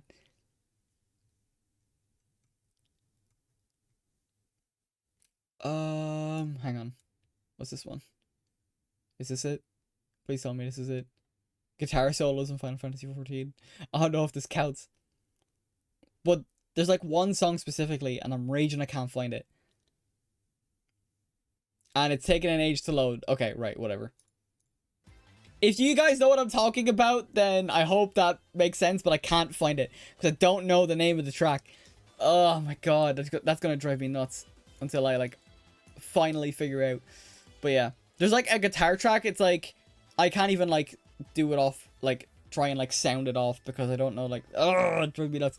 But basically, any other track aside from Smile, or no, I won't say even any type of track because that's a bit much. But like, another track that has been used prior in cutscenes would have worked better instead of Smile. Smile completely undercuts the tone of that entire scene, and I don't think it fits. That was my entire point. And then, yeah, we eventually get into, like, the proper part 2, where, like, we meet Oblivion, Kafkiwa as well. Everything regarding Living Memory I thought was very nice. I feel Kryl did get shafted. I'm just gonna kind of pick that up and like, address it now. That, like, everything with Kryl got a little bit of justice in 7.3, but it shouldn't have taken that long. The fact that Kryl had to share her big moment with Gululja, the little like Zaralja's son. Like, the fact that she had to share her moment with that definitely rubbed me the wrong way. And I think I might have mentioned it in my recordings as well. But yeah, just, like, man, a damn shame. Basically, Kryl's like the reason we were heading to Tuliolal in the first place, or Trala in the first place. It wasn't until Wuklamat showed up that we were like, oh, sick, we now have multiple reasons to go check things out, because I want to know what my grandfather was talking about and all that jazz. So yeah, right, I'm trying to think what else is about Dawn Trail. Ugh, damn it, I can't I hate that my mind goes back to, like, the problems I have with Wuklamat's, like, the way she's treated. Not even just her character, the way she's treated. Like, she's treated as a damsel in distress at one point during, like, I think it's like the Goblin trial, or Moblin, or whatever the fuck they're called. But yeah, basically when you have to, like, make, like, a pot thing or whatever like that, I can't remember, like, some of those quests are very fetch questy as well, which is why I don't think, like, I think a lot of it feels like filler. And then, like, Wuklamat, I just realized something, okay. Wuklamat's strength feats, in comparison to the Warrior of Light, people get really uppity people got really uppity when Wuklamat was pulling off feats that the Warrior of Light took like 5 expansions to even touch off of. And I get it to an extent, but not to the extent that people hate her for it. I don't think there's anything inherently wrong with how she's developed strength-wise. Like, I don't know how to properly describe it either, though. I do agree it is a bit, like I said, it's a pacing issue with the entirety of Dawn Trail, where they had to fast track her strength and fast track her development along pretty damn quick in order for the second half of Dawn Trail to make sense. Which then led people to be like, oh, why is Wuklamat pulling off this, and this, when we took, like, 3 expansions to even touch off this type of level of strength? And it's like, nah, you see, we're the ultimate player character, and Wuklamat is most likely not going to be as relevant going forward, because 7.3 basically treats it like we are leaving Tuliolal, we are leaving Taral, we are going somewhere else. We don't know where we're going yet. We're probably, if anything, we'll probably get more notice about that next year. Or I say we probably will. Yeah, no, next year will basically be year 2. So if it's 4 months per expansion, we're going to get, we'll probably end up getting 7.4 in 7.4 in December this year. And then we have 7.5 after that, which will be in like May or April. Yeah, April. And then we got 7.55, which shouldn't be as long.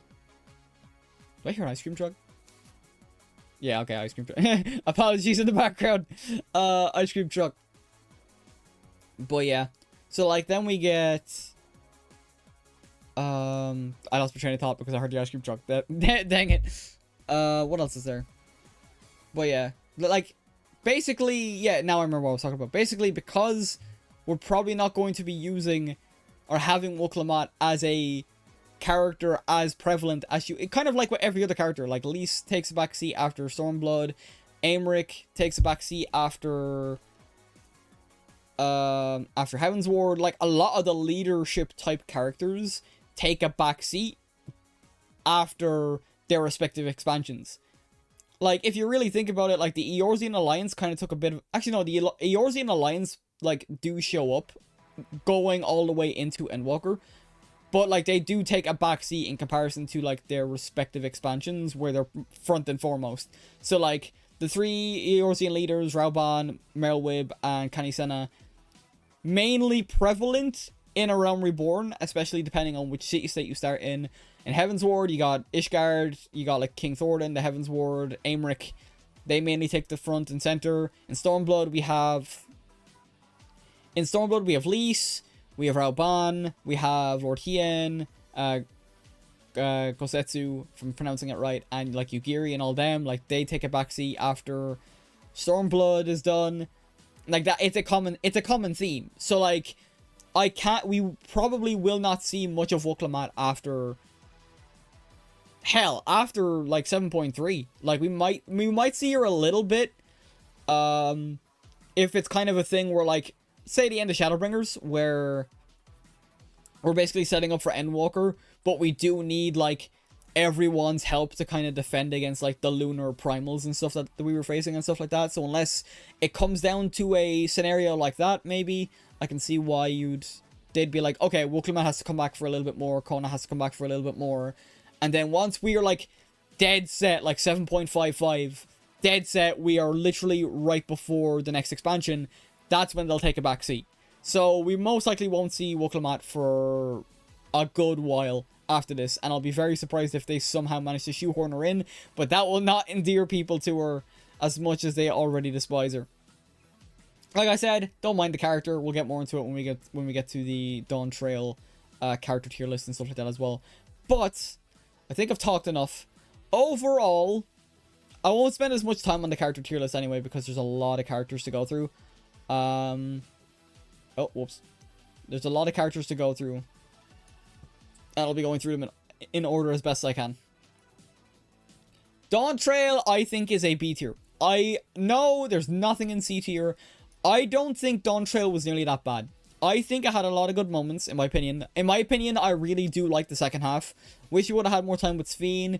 Like Stormblood, it does have a massive pacing issue with the story of it, like, kind of being a crawl in the first half, and then foot on the gas, we're flooring it the rest of the way to the end of the expansion.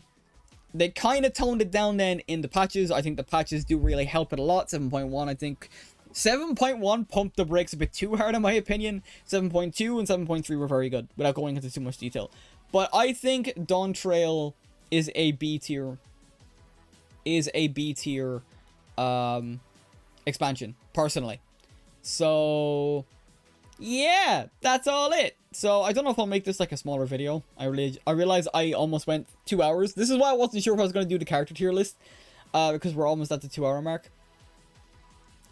But, yeah, I feel like some of these might be hot takes, some of them mightn't be. I feel like this might be the most lukewarm.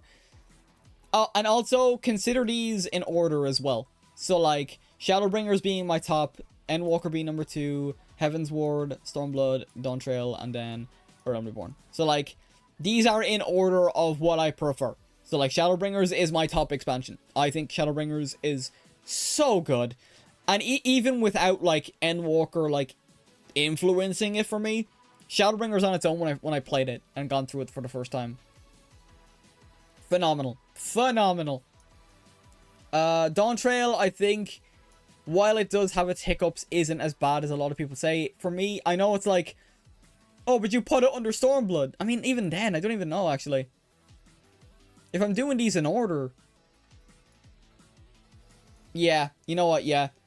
I actually think it's neck and neck, I will say it's damn near neck and neck, but I think Dawn Trail is slightly above Stormblood for me. They're both in B tier, but if I'm gonna give these in order, then I think Dawn Trail does beat it out for me. Because I do like a lot of what Stormblood has to offer, but also, I'm a sucker for the sci-fi elements in Dawn Trail. I'm gonna be honest, I really like Solution 9. I really like the kind of more futuristic techie side of things. I'm a big sci-fi nerd. I love Mass Effect. I love Cyberpunk.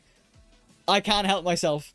So I will say Dawn Trail is slightly above Stormblood, but it's nowhere near touching the top 3, which is Shadowbringers, Endwalker, and Heaven's Ward, respectively. So yeah, that's my tier list. So your expansion MSQ tier list is pretty spot on. Interesting to see your take on each raid series from each expansion when you finish them. Yeah, I'd love to, I really want to get them done.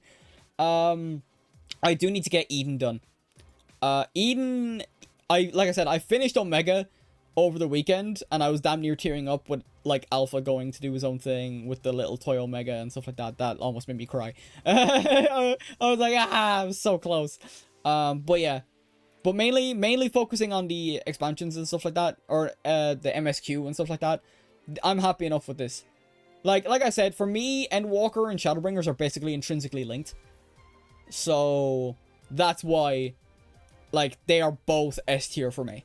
But even on their own merits, I like what Endwalker has to offer in terms of finishing up the story. And I do like the patch quests, even though I know a lot of other people may not like it as much, because, like, it's basically a self-contained story up until we get, like, more reflection stuff, which is basically set up at the end of Dawn Trail anyway. So we'll see where that goes. I'm wondering if we're going straight into Reflections and Shards now after Dawn Trail, or if we're gonna go to Mericidia, or both at the same time. Like, I'm very curious where we're gonna go after the 7.3 like stuff that happened. Realm Reborn, like I said, it's basically a lot of setup. Like, I don't think anyone disagrees with Realm Reborn being, like, the lowest here. Stormblood just loses out to Dawn Trail because, yeah, I'm a complete sucker for sci-fi elements. That's just me. Yeah, and I already kind of described... I already glazed Shadowbringers and Endwalker enough. I don't need to go over it again. So, yeah. Right, I want to keep that there. Because now, I'm not going to talk about every single, like, in depth, every single character. However, I am biased as shit. And there is one character that stands above the rest in my... I am incredibly biased.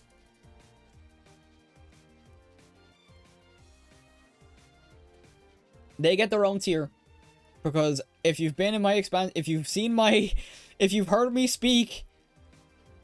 If you've heard me speak about this character enough, you already know what the fuck about to happen. Where is she? Where is she? Need to find her. I'm trying to find her. Where are you? Where are you? Where is she? Where is she? Where is my wife? Where is my wife? Oh, there she is. Yep, there we go. Okay. My wife. Oh, whoops. You're meant to be S tier. You're still S tier. But I'm gonna be real. Yeah. No way Ishtola was going into a regular S tier. That is my wife right there. That is my beloved. She was getting her own tier regardless. And if you want me to give an actual honest to God, like, take on her character instead of me frothing at the mouth and being a complete fucking loser for her, I think she's a good character. She definitely improves, especially after Shadowbringers. She needs to stop the self-sacrificing shit of falling into the livestream. If you do it again, I'm gonna put you in a damn cat cage. Stop that shit. She did it fucking twice, bro. She did it once at the end of ARR, and she did it again in Shadowbringers. We're not making it a third time. Stop it. But yeah, that's my... Aside from that, yeah, I do like her character development. I do like how she becomes slowly like her Master Matoya. And he, like, in terms of her, like, methods and research and stuff like that, and even adopts her name in Shadowbringers. I think she has a nice bit of character development. So while she gets her own tier... I do think she's a really cool character. So I'm just gonna get that out of the way. While I am biased, I do have my reasons for liking her outside of shipping her with my Warrior of Light. So yeah. Right. We're gonna probably skim through the rest of the characters now, to be fair. I'm probably gonna, you know what? I'm gonna make D tier. Who the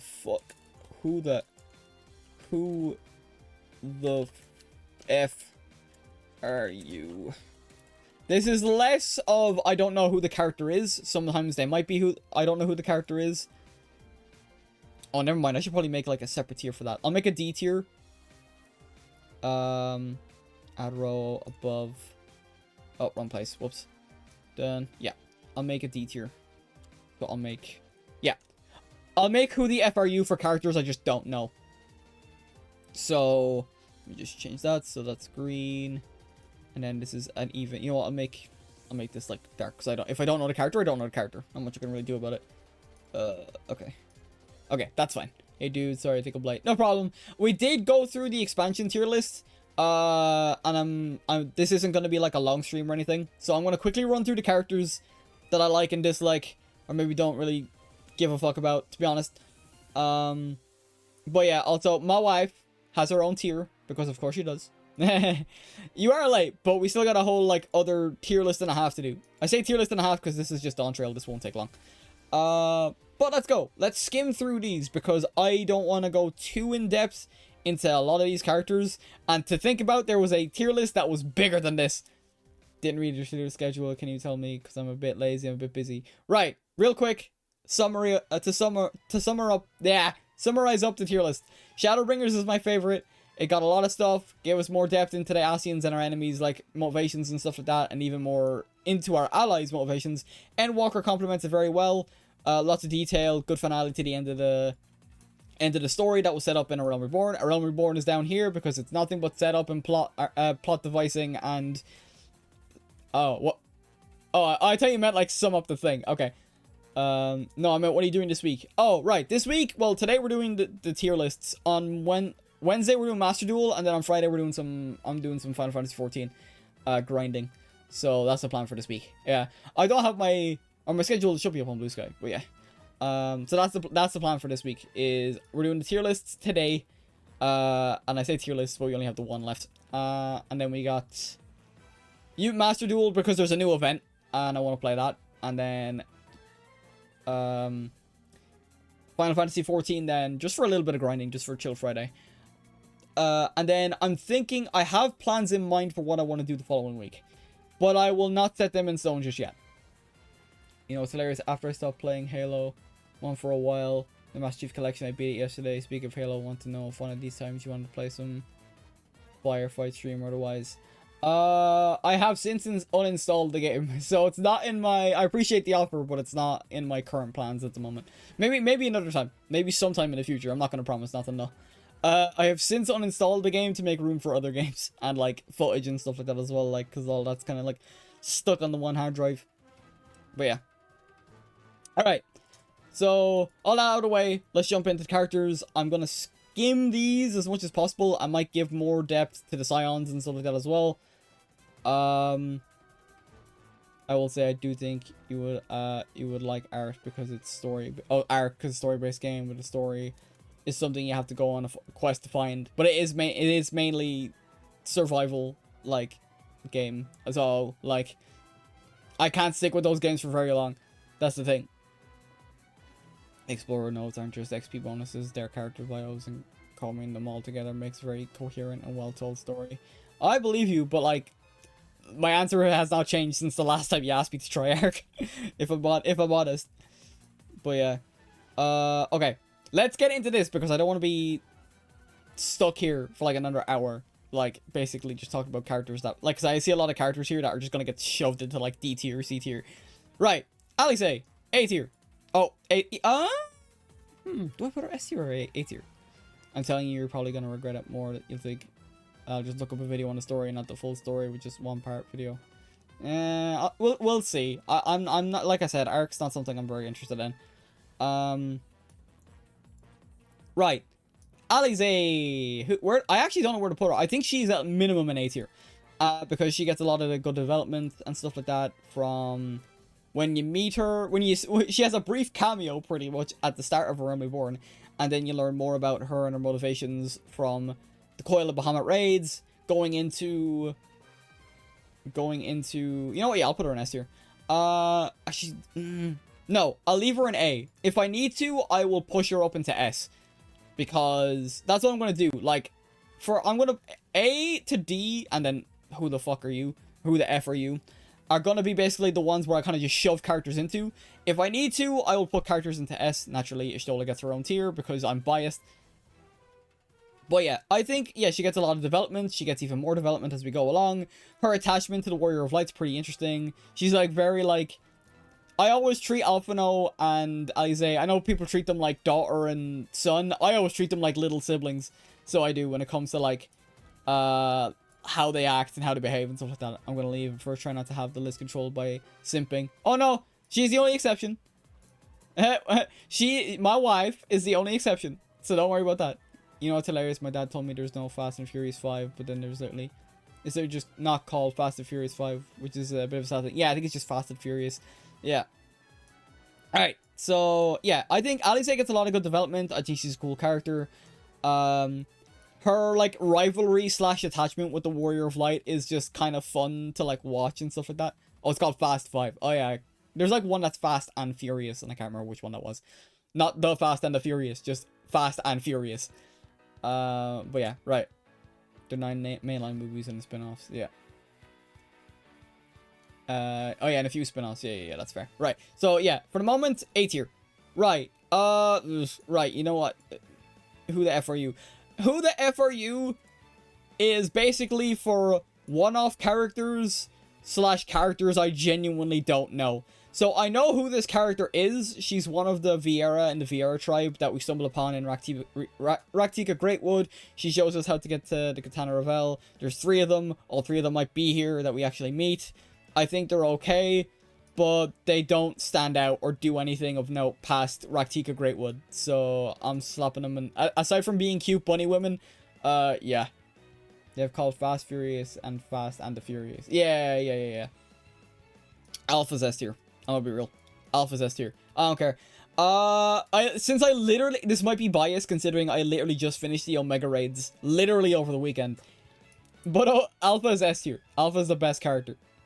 Or not the best character, but Alpha's definitely S tier. I was gonna save S tier for like, oh, wait if I wanna... No. Alpha is the best. They're underrated movies. Don't have any people to talk about them anymore. Speaking of underrated movies, can I get a hell yeah for Emperor's New Groove, which needs to be talked about more? Oh, Emperor's New Groove is really good. That's not even like... For me, that's not even like... I can see it being underrated, but I really like the movie. I actually liked the cartoon as well when I was a kid. Right. Alphino. This might piss people off. This might piss people... Heck, can I get a hell yeah for the Caribbean movies? Anyway, see you. No problem, Prophet. Thank you for stopping by. Okay, Alphino. I actually don't know where to put him. He's not below B. He's not below... no, he's A. He's at minimum an A as well. He gets probably better. I'm not going to put these in order, by the way, unlike what I did with the...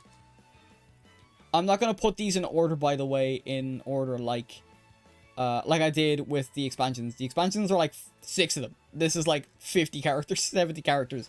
99 images, yeah, so that's exactly why we're like... going through these pretty quickly. Yeah, Alphino gets as much, if not more, like, character development, considering what he goes through, where he thinks he basically knows best, trying to lead an entire militia with the Crystal Braves, and then immediately backfiring on him because people with agendas and just wanting to make use of the resources for, like, their own ends, and, like, or maybe for an end like Alamigo and stuff like that as well, which is what happens. But then he, like, actively grows to be a competent leader and, like, actively is taken into account what other nations and other people want. So I suppose, yeah, you can't have one without the other in terms of the twins. Yeah, they're both an A tier. Ardbert! Ah, man. I can't keep putting them in A tier, but Ardbert's really good. Being a reflection of your main character, of your Warrior of Light, I think he's very well done. And when he first shows up in... Yeah, even when he first shows up in Heaven's Ward, he's very well done. Because you can empathize with him very well. And then even more so when you're actually like talking with him in Shadowbringers and you're listening to him like speak and like hear about what happened to his comrades that like sacrificed their lives to stop the flood of light. Yeah, A tier. N0VA's. Okay, this is probably gonna be the first B tier. I think N0VA's is a good character. He's a fun character, especially in Stormblood, where he's like, after like you basically like push the Guardians out of Alamigo and stuff like that. He's like, hey, let's go on a treasure hunt. And then it's like, oh, sick, we could use this. Like he's a very fun character, and I think he's a good foil to Fordola, which I imagine Fordola is somewhere on. Yeah, there she is, Fordola. He's a good foil to Fordola.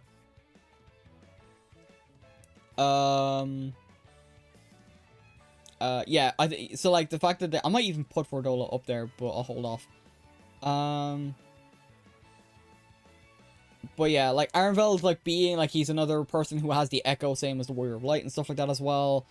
What else have we got? Yeah, I'm gonna try and blitz these because oh boy, we got a lot of characters. But yeah, N0VA's pretty cool. Jesus. Okay, this is like I don't even know this dude's name.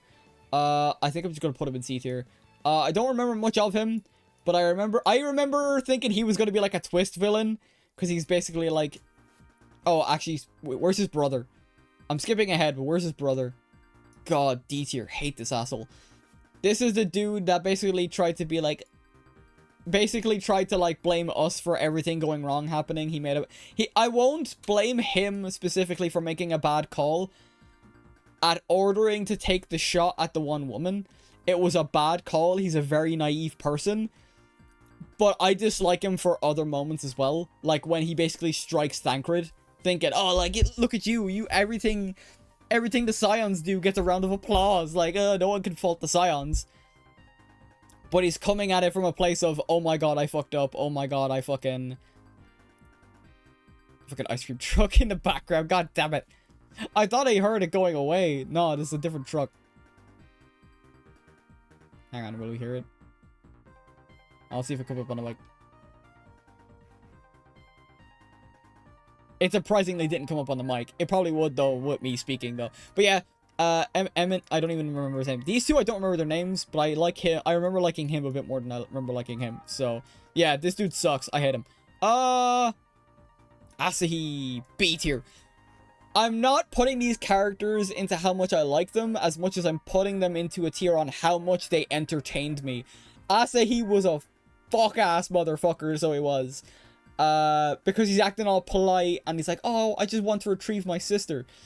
And then he brings the Warrior of Light aside and he has like the most deathly of death stares known to human being. Known to Aether's kind. Like, and dude's an entire like meat rider for Xenos, which is like, it's an interesting trait, and it's interesting that it comes back to Endwalker as well, where we're in the Ethereal Sea after chasing down Amon / Fandaniel, and then he shows up to basically be like, you used my body and then betrayed Lord Xenos. I'm going to make your afterlife a living hell. So Asahi is actually not too bad. He's like an entertaining character. I do think he's cool. Not in the sense of like me liking the character, but in the sense of him being like an antagonist. Like, he doesn't like us, but he hates, like, Fandaniel / Hermes or whoever, or Amon, for what he did. Like, he basically is like, I want you, the Warrior of Light, to get out of my sight while I deal with this pest. Like, that's one thing I can approve. Aymeric. I know this is gonna be heresy to put, like, actually, I think Aymeric's very good. I think Aymeric's A tier. I think Aymeric's A tier because he gets a lot of development for his expansion. He gets a lot of development for being a Heaven's Ward because of the fact that it's all surrounded about, like, basically, like, basically, it all ties into the Dragonsong War, so he gets a lot of experience. He gets a lot of, development, and then, like, basically becoming the de facto leader for... Oh, he basically becomes the leader for the, Ishgardians. Effin'. Sorry, I can hear the ice cream truck clear as day. I don't know if you guys can hear it in the background, but anyway. Yeah, so... I think Aymeric's A tier. I think he's cool. I keep missing these. I think this is Biggs. I keep mixing these guys up. I think this is Biggs. I mean, Biggs is cool. I don't know if I put him in the same tier as, like, Ironville, though. Like, I might have to add another tier. I think Biggs is cool. I don't, like, I mean, you rarely see him outside of, like, the main story of ARR, and then they mainly just show up in raid series, but, like, him and, like, where's Wedge? I put them together. And then Jesse as well, if Jesse's here. Where's Wedge? I have to find Wedge now. There he is, yeah, I'll put them together. If Jesse's here as well, I'll put them all together. I don't think Jesse's here. No, I don't think Jesse's here, because I remember Jesse because of the Omega raids. Oh, there's one of the other sisters from the Viera anyway. Okay. Yeah, so I'll put Biggs and Wedge together, that's fair. Right, see, I don't really have, like, an opinion on any of the other Warrior of Darknesses outside of Artbert. But I also know I've done all the role quests for Shadowbringers, so I do, but it's like been a while since I did them. So this is like the Paladin Warrior of Darkness. I think all of them are kind of C tier, to be honest. Let's see if I can find them all. Let's see if I can find them all. Yeah, so like, I'll put them all in C tier. Cause like they're okay, but like, Arbor definitely stands out among them all. I'm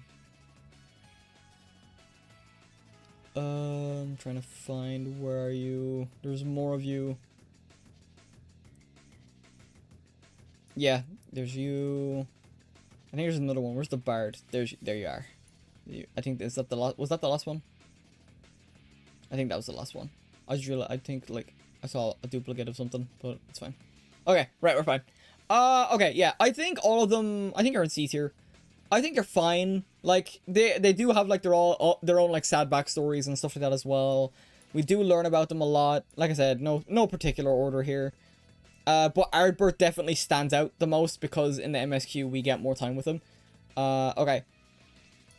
Okay, I'm gonna be real honest. The Chais, where's the other one? Yeah, both of them are at least B tier. Like I said, kind of like with S and A. I'll retweak if necessary, but these two are a comedic duo. I think both of these are such a shining beacon in Shadowbringers, considering they've tried doing similar things with NPCs in like other expansions and have failed. Yet these guys don't show up longer than they need to. When they show up, they're integral to the plot, like with the big, like, the big thing that we make to, like, get to Mount Gulg as well. And also, like, they're absolutely, like, they're great. They're brilliant together. Especially Mrs. Chai. Oh my god, the way she dotes over Alpha now and stuff like that, yeah. Both of these are, like, really good characters. Really good side characters as well. Sid. This might piss people off. I think Sid's good, but he kind of gets relegated to raid. He kind of gets relegated to side content, which is a damn shame. I wish he was in more MSQ related stuff. I feel like he rarely ever shows up in the MSQ anymore. Like, I'm trying to think of like points where even he showed up in like Endwalker. He might have, but I'm just like blanking on it entirely. But he does. I remember him more from like raid series than the MSQ. Outside of when we first meet him. But yeah. Oh, Serena. I mean, Serena's cool. I don't know if I'd put her up there. She's cool enough, you know. Oh, right. Wait, right. Yeah, I can't... Here's the thing. I can't remember half of these characters' names. I remember Hoary Boulder. Hoary Boulder is in B tier at least. He's great. I don't remember this dude, unfortunately. So I probably could put him here. I'm gonna be honest. This dude makes more of an impression. Just because he's a big dude with red hair and an eccentric personality. I don't remember anything about this dude. Even though I know him. There's another character as well that's basically integral to the plot too. So I'm gonna put them there for now. It might get me shanked. Please don't. Also, speaking of which, there's the other sister. Once again, they don't do much outside of the... They don't do much outside of the, like, Raktika Greatwood story, or part of the Shadowbringers DLC. Oh, I can't remember all their names. There's so many characters. I think, yeah. Basically, these two's father and basically Harchophone's adopted father. I think I put him in... I'll put him in C. I'll put him in C. He's an interesting character. He has a really visceral reaction after Harchophone's, like, death and stuff like that as well. It's acted very well. Other than that, you don't really see him much outside of, like, when you first meet him and stuff like that as well. And, like, when he finishes writing the book for, like, the Heaven's Ward, basically, like, oh, the Dragon's Tongue War and stuff like that as well, so yeah. Oh, boy. This is gonna be... Oh, fuck. Oh, boy. Elidibus. I think Elidibus gets A tier. And I'm just gonna cut to the quick on Emet-Selch. I'm gonna be real. I know the juxtaposition between both of these being up here is funny. We got one burb versus one of the best antagonists in FF14, or just FF history, I'm gonna be honest. Really, really good. But yeah, so like Elidibus, yeah, when we learn more about him, and then if we want to count Elidibus from the Pandemonium raids as well, like he gets a lot of development. We learn when, like I said, Shadowbringers did so much for these characters, and then Elidibus got his final hurrah in helping us in Endwalker, in helping us get to Elpis. So yeah, I think A is fitting for Elidibus. Emet-Selch. I mean, I don't even know what I want. I think I said I wanted to talk more about Emet-Selch, but he's so good. I think he's an empathetic antagonist / villain done right. Because you can empathize with him in what he wants to try and do, and he even poses that question to us. Like, if you were in my shoes, what would you try and do? Because don't lie to me and say you would move on. There would at least be one of you that tries to do what I'm doing right now. And then his whole speech of like, I've lived thousands of your lives. I've saw nothing that endeared me to you. I saw nothing in you that was even a reflection of my people. For lack of a better term. Like, God, Emet-Selch is so well done. He's so well done, dude. Oh my god, yeah, S tier, absolutely. Right, who's next? Estinian! I think Estinian's pretty fucking cool. I'll put him in A tier. A tier because he gets a lot of good development, and then I still remember those moments in Shadowbringers where he's basically just Batman. Not Shadowbringers, excuse me. Well, yeah, kind of. Stormblood and Shadowbringers. Because I remember when, like, the Garleans get that big gun set up in Stormblood, and then they fire it off the once, and then before they have a chance to use it again, Estinian shows up, destroys it, then dips. Like, that scene is so iconic. He just aura farms and leaves, and then he basically teams up with Gaius to... get, like, more information on the Garleans and stuff like that as well. But yeah, A tier. The Warrior of Light. I don't really know how you rank the Warrior of Light, because Ardbert's there, so that's not Ardbert. I mean, I suppose I could just make a separate tier for him.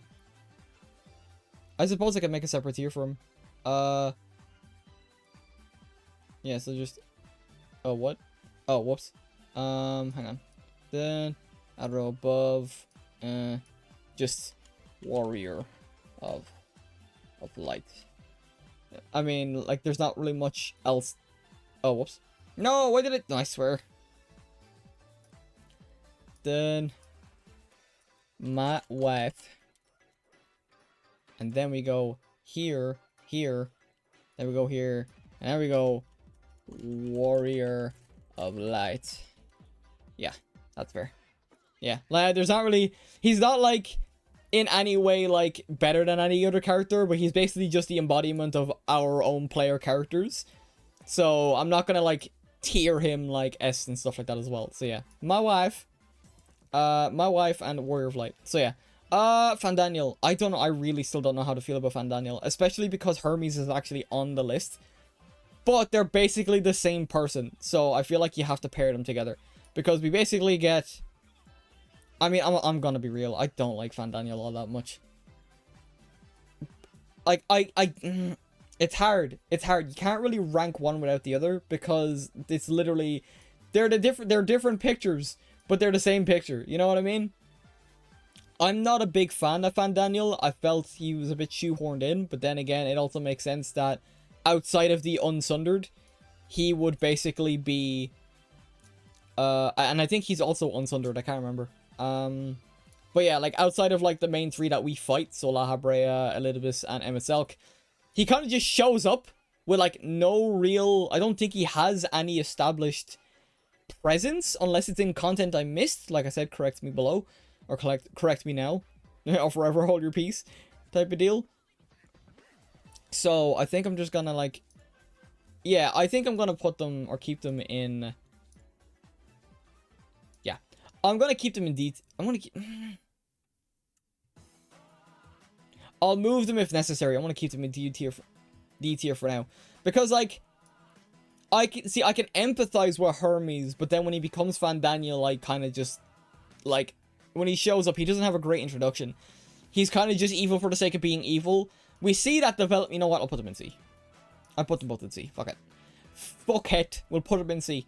I don't think... D tier is reserved for people that I just don't really give a fuck about. Or genuinely don't really like all that much.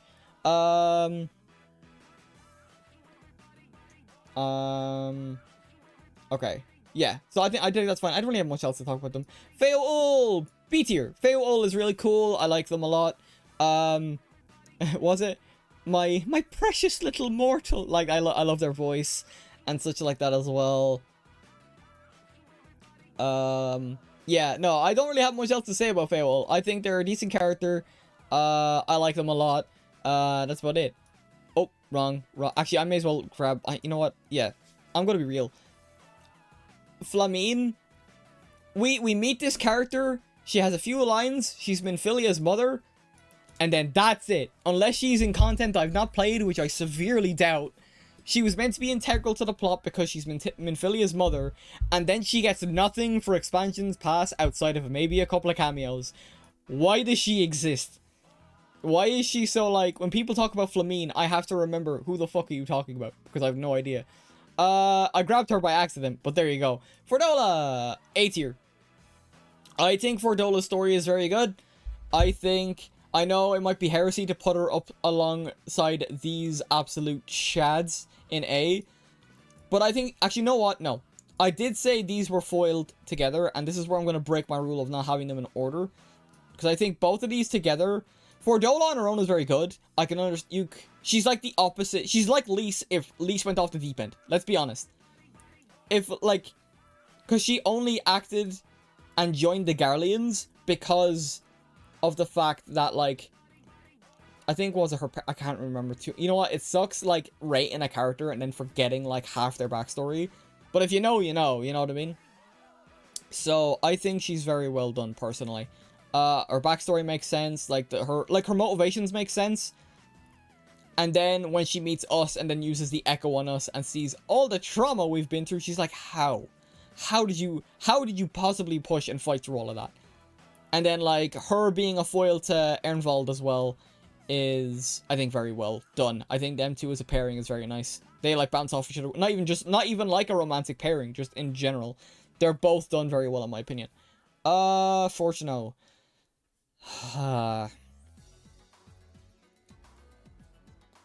Biases aside, I still think he's pretty fucking mid, to be honest. But I don't think he's B. I think he's C, to be honest.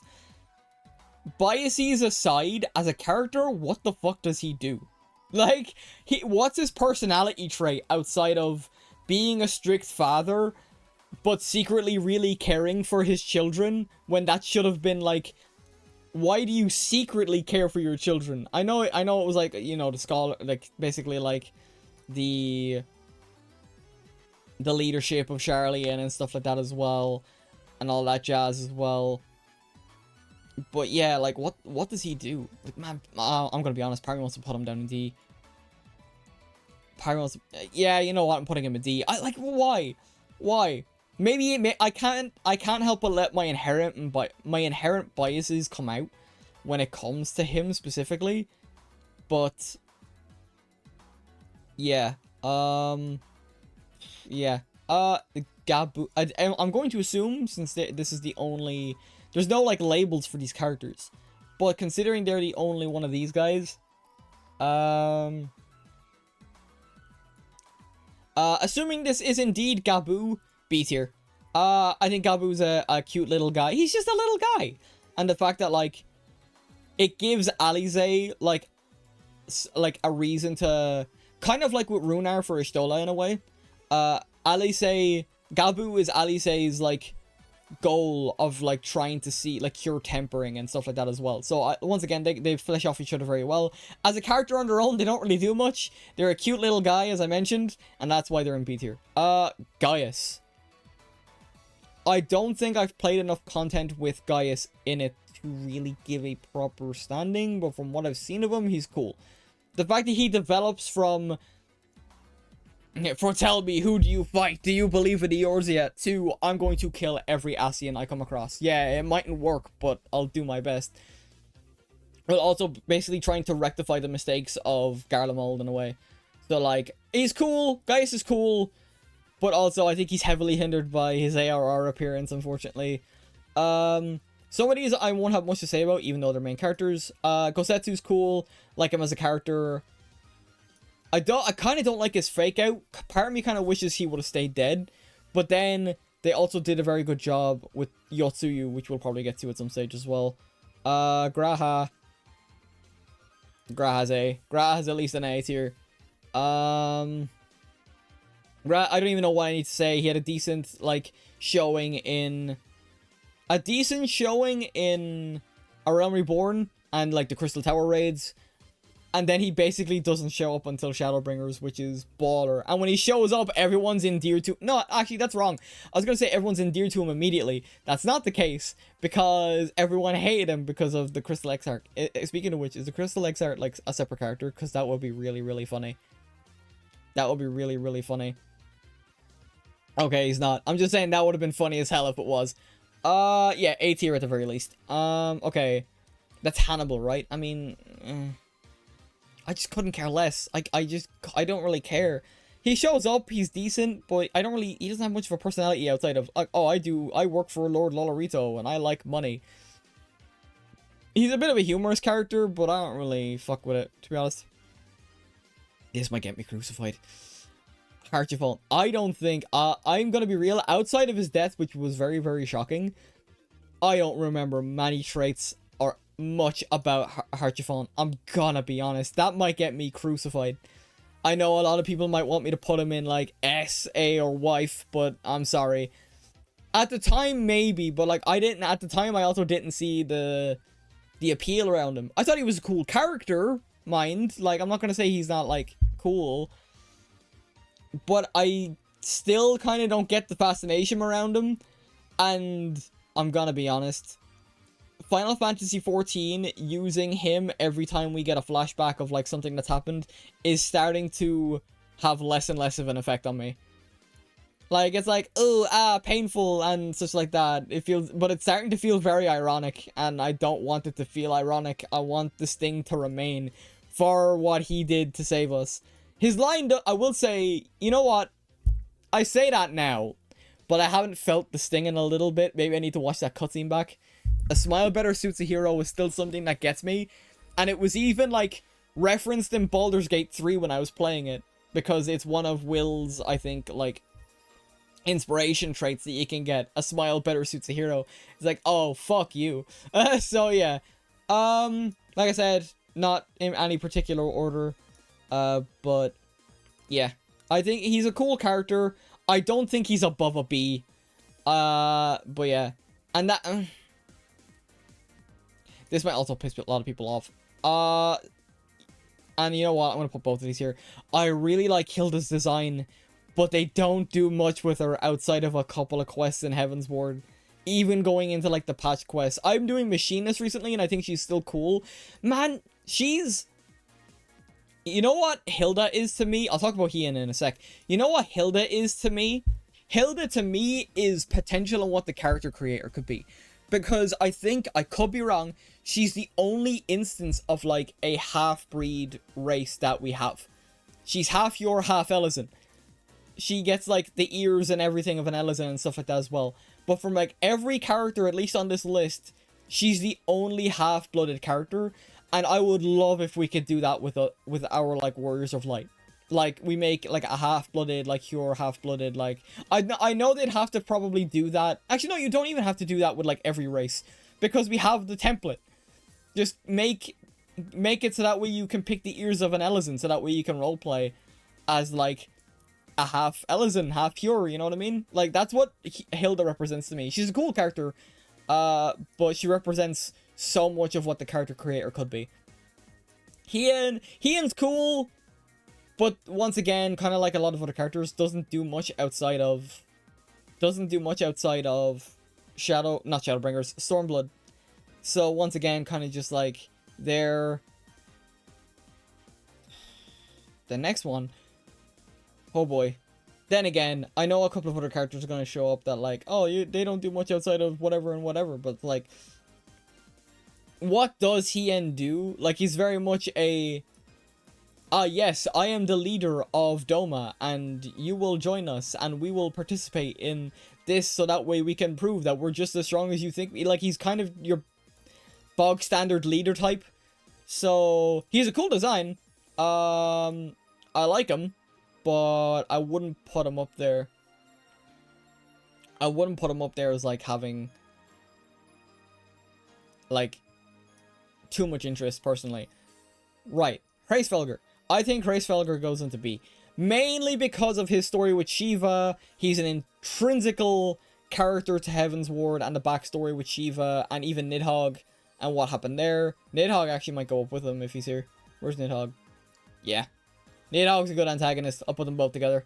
I think both of these are really good characters, because, like, Hraesvelgr basically aided Nidhogg in slaughtering, like, many Ishgardians.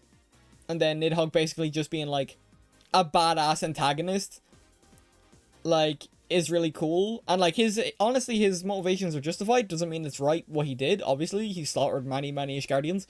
But yeah, it's like, he's stuck in vengeance, like, yeah. Right.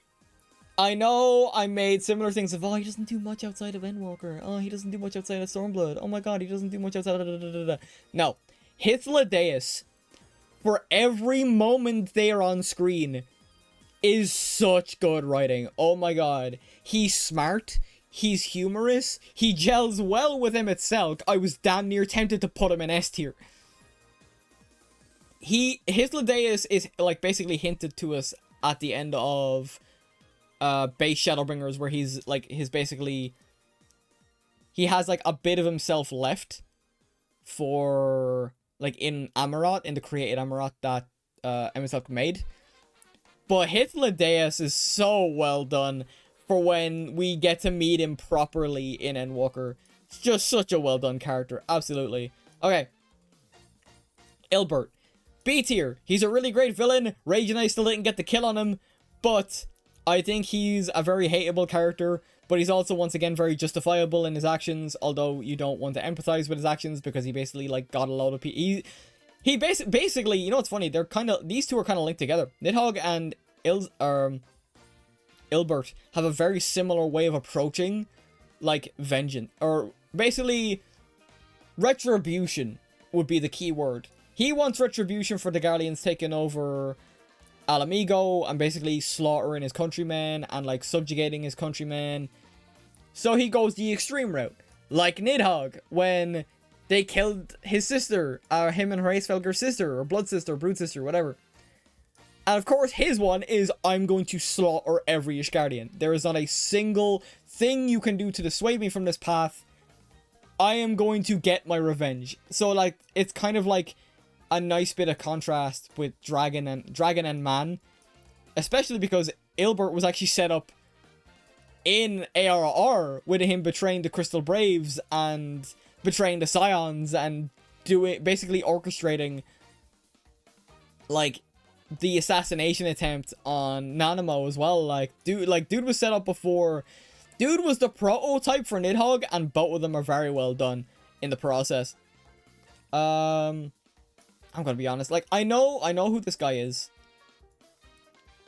I know who this guy is. You know, I'll put him in D tier. He doesn't do much outside of be a driving, like, he's a cool, like, he does help in, like, early Shadowbringers. He might do more in late Shadowbringers, I just can't remember off the top of my head.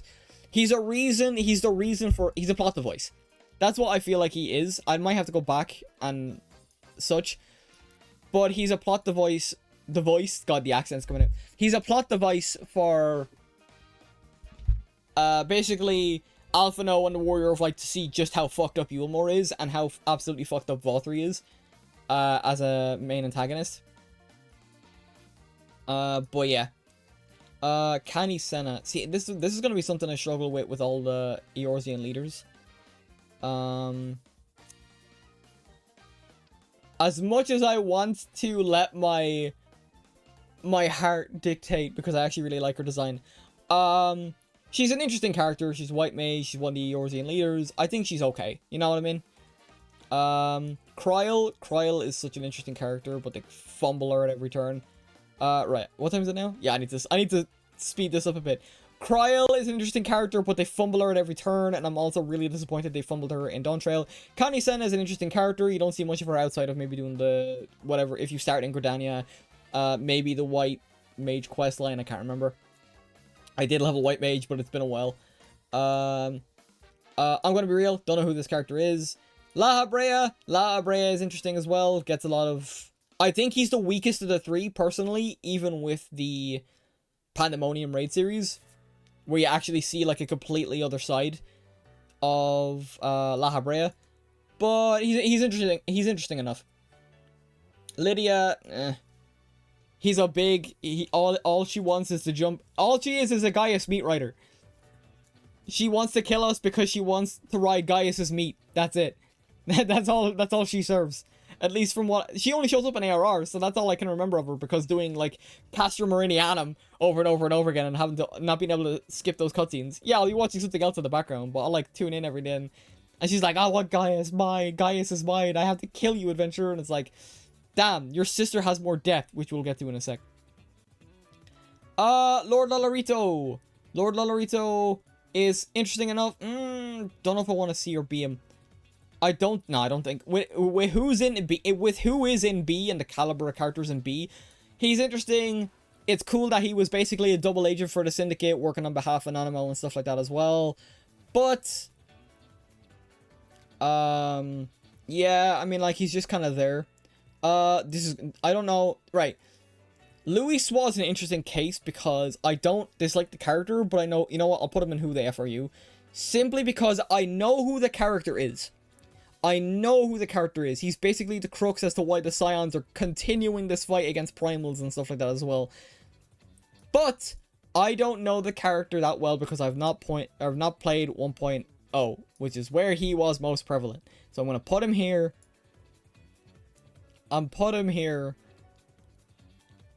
And we're gonna move on. Right.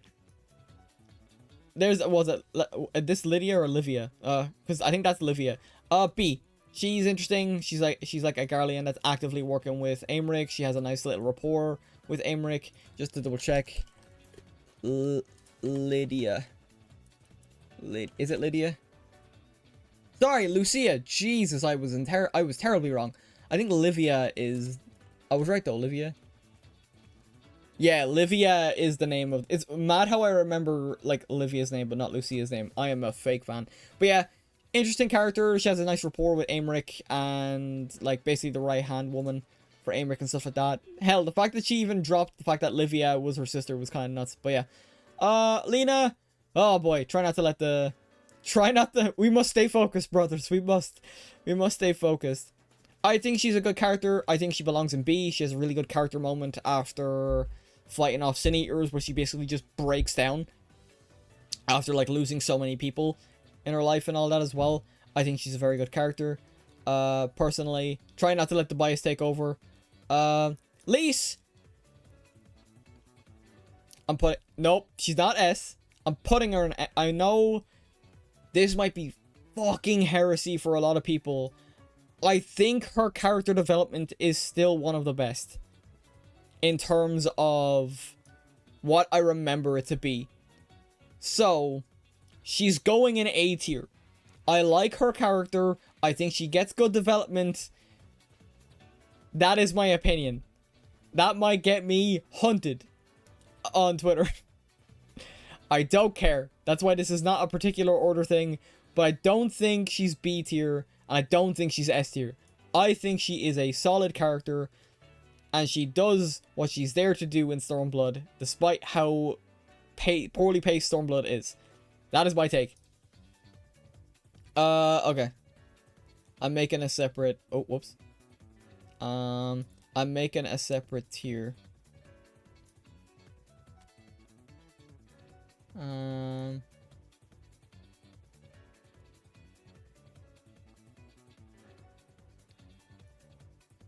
Oh, what the... I hate when I do that. Hang on, I gotta change... You guys know now, but it doesn't really matter. Okay. That's C. D. Okay. D. This is the one I was trying to tweak. I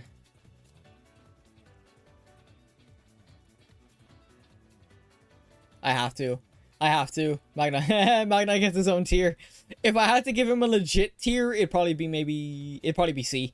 If I was to give him a legit tier, it'd probably be C. He's a cool, interesting character. Speaking of C tier, Master Matoya, we come to her on several occasions, being the master of my wife. Will I ever stop making the Borat impression? No, unless like Borat's actor gets cancelled for doing something completely heinous or some shit. I don't know.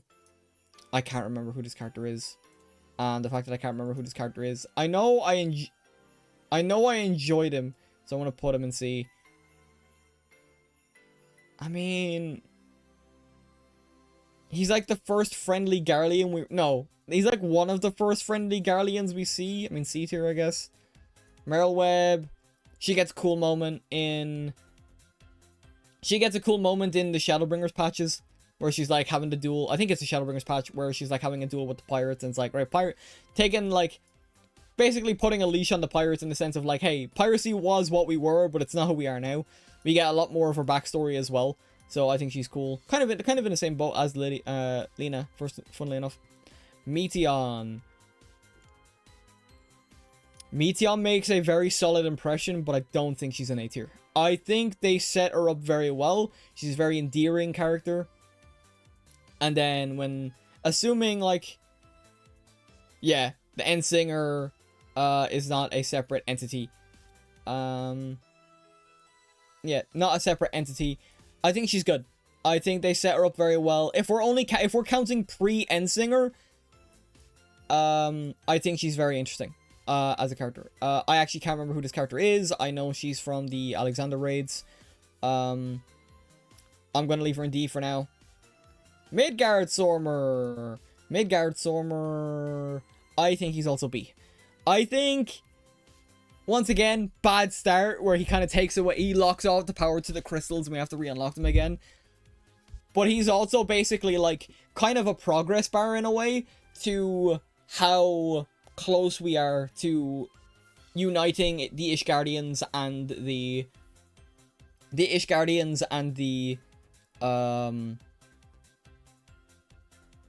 dragons are, in a way, where he's like, the more he realizes, oh, you're actually pretty decent mortal, do we kind of see more? He goes in tandem with that storyline, so I actually kind of like him a lot for that reason alone. Minfilia, pray with I would make a separate tier, but we're so neck deep at this point. She's okay. I mean, I get the purpose she serves.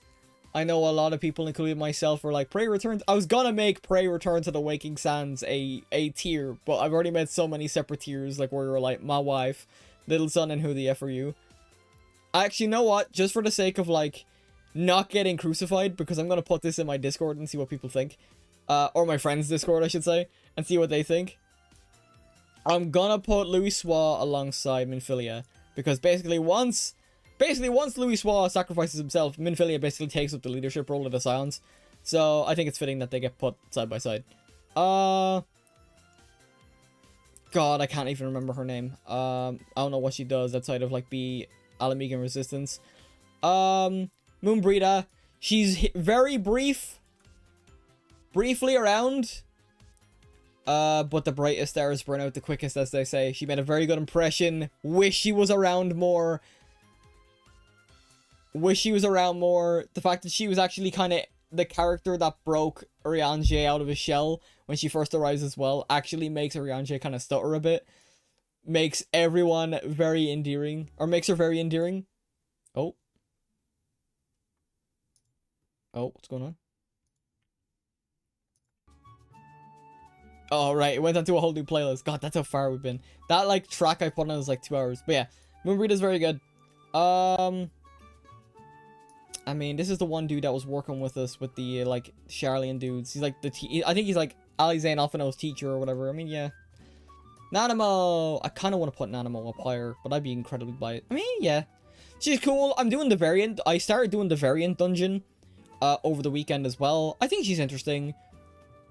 She's an empathetic leader. She's not like the... I mean, she's kind of like the other two. I also like the fact that we got, like, a scene of Nanamo, Kani-Senna, and Moonbreeder having, like, a little tea party. But also, I think that was prior assassination. So, yeah. I think she's cool. I think she's fine, you know? Nero's grown on me. I don't know if I'd put her... I don't know if I'd put him in A tier, if I'm gonna be honest. So, I think he's at least a B tier. He's grown on me since... oh, this is... I can't remember some of these characters, I swear. I don't think... I'll put them in C. I know who this is, I just can't think of their name off the top of my head. Omega's interesting, but they're just a raid boss, really. They're interesting in the sense of, like, I mean, yeah, I'll put them in C. I think this represents Omega as a whole. So that's why I'm gonna put them in C tier. Because they... Jeez, that music changed quick. But yeah, the fact that we get their origins in the raid and stuff like that, and like I said, I just finished that raid not too long ago, like over the weekend. So I mean, it's cool, you know. Omega's cool. The fact that they basically came from the same world as the dragons and stuff like that as well. They were chasing the dragons down. Like that's fascinating lore, especially when you go into Endwalker. And now I understand why people were like, "Oh, play Endwalker." Or play the Omega Raids before you go into Endwalker. Which I didn't, but now in hindsight, at least I'm happy I did the Omega Raids. Papalimo. Papalimo. Papalimo.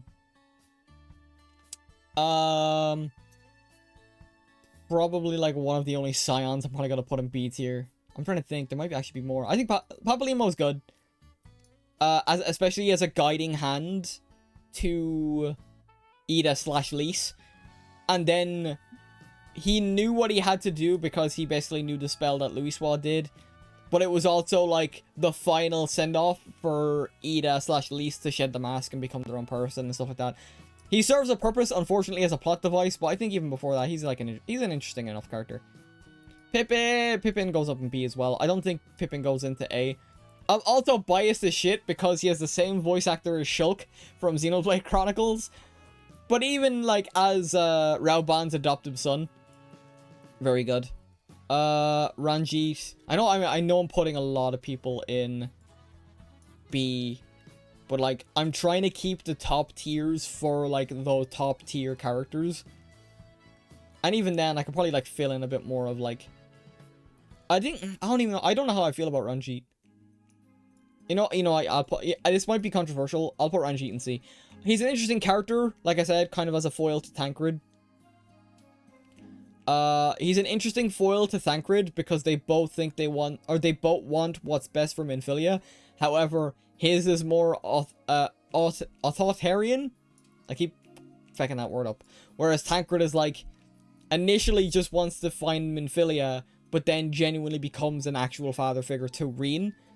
To which, since I mentioned Thancred, yeah, A. I think he's pretty good. I'm also biased here because he was the first Scion I met, because I started in Ulda. I like how he basically goes from, like, a playboy kind of character to, like, a very grounded character after, like, Minfilia's sacrifice and after his fight with Ranjit and stuff like that. Like I said, he could have died in Shadowbringers and I would have been like, absolute cinema. Absolute cinema. Like, he takes out Ranjit, but he dies in the process, leaving Reen to, like, forge her own path. Very similar to what Louisoix did. for like Alize and Alphino. Cinema. But yeah, Thancred's A tier. Raoban might be the only like sound. I think Raoban's like my favorite of the Eorzean leaders. I like Nanamo, and I like Mumbrita, and I like Kani Senna, but I think Raoban gets a lot more screen time, especially because I started in Ul'dah, so that's might have a factor in it. But he gets a lot more screen time when it comes to like the little training exercise with Ishgard, when he starts his little moment with Nanamo, when he's like, oh, I'm gonna go back to Ul'dah with you, Nanamo, and Nanamo's like, no, you don't have to do that, and basically breaks down into tears, basically convincing him to stay in Alamigo. This is where you want to be. I know where you want to be. I know we have a connection, but I don't want to tear you away from your homeland just to serve me. Do your own thing. That moment between Nanamo and Raoban is perfect. I love it. So I think that really adds to his character a lot. Plus, I just like his general demeanor. Also, him getting the kill, I would put him a point down for taking, or for kill stealing. I can't remember the other Lala's name. I'll probably learn it in a sec. But yeah, I know who it is. It's like he's here. But yeah, gonna be real, I don't know who this is. I might have encountered them, unless they're in the Eden raids, which case, that's on me. The thing is, I know who Gaia is, but I feel like I should put them in Who the F Are You, simply because of the fact that I haven't done the Eden raids yet. Reen is A tier. Reen is A tier, because kind of like the same reason I give like Alize and Lys A tier. She just has really good development throughout the story, to where like she's Minfilia, and then like she becomes her own person and stuff like that as well. And it's like torn between, she has the choice basically to like, hey, you can live as Minfilia if you want, but you don't have to do that. And then like the Minfilia that we know basically takes the role and goes forward. It's like, yeah, you can live your own life. Like the fact, like, she gets really good character development, and apparently she gets even better development going through Eden as well, which is something I gotta do. Sadu's an interesting character. I'll put her in B. Soraban is an interesting character, but I wouldn't really put him any. I mean, yeah, you know, he's kind of a Giga Chat. I'm gonna put him in B. Tataru is such like little sister energy, and I love her for it. Like, anytime she's like getting all welled up and emotional because like we come back from like another terrifying excursion, I just want to give her a hug. Yeah, Tataru's A for me. Like, let's blitz through these. You, what is you? I can't remember your name, and I hate that. It's not Lolarito. Pop. I can't remember. Lala fell that Raoban kills. I'll kick myself. Raoban kills. You basically bisects him. Teleji, that's his name. Teleji Adeleji. I couldn't remember. Because, yeah, Raoban basically steals the kill. They did a good job at making us hate him, so I'm gonna put him in B. Talcine, kind of a similar situation where they did a good, opposite of Teleji, they did a very good job of endearing us to her before she dies, whereas they did a good job of making us. The thing is with Teleji is they did a good job of like making us think he was actually like a good person, even though I did have my suspicions.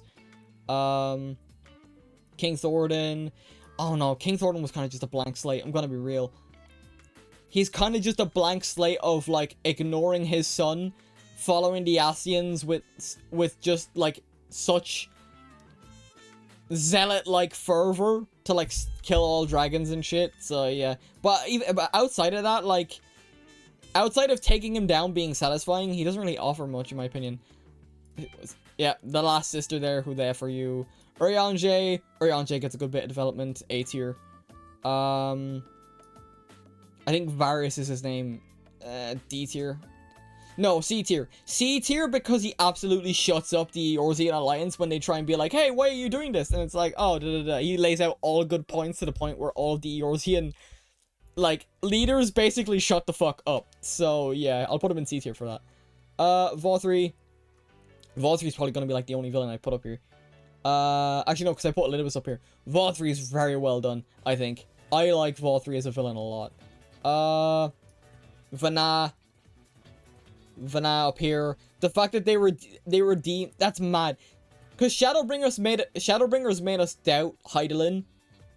And then Vana, and seeing what she went through and what the Echo represents and did to her when we had Echoes, like, redeemed her instantly. Like, seeing that walk as well. Like, oh my god. Yeah, A tier. I would put her S, but once again, I'm trying to, like, keep specifics. Vitra. That is Vitra, I think. Yeah, Vitra is B tier at least. Yeah, I'll keep him there for now. Yotsuyu, I think Yotsuyu is a really good villain, but I don't know if I put her at A tier. Yeah, I think Yotsuyu is a good character. Ysayle, also a good character, but I wouldn't put her A. No, you know what? Yeah, I'll put her A. I'll put her A. She has a really good story with Thracefelger, and like the fact that she genuinely thinks she is like Shiva reincarnated and not a primal until like she basically gets like slapped around emotionally the entirety of Heaven's Ward. Yugiri,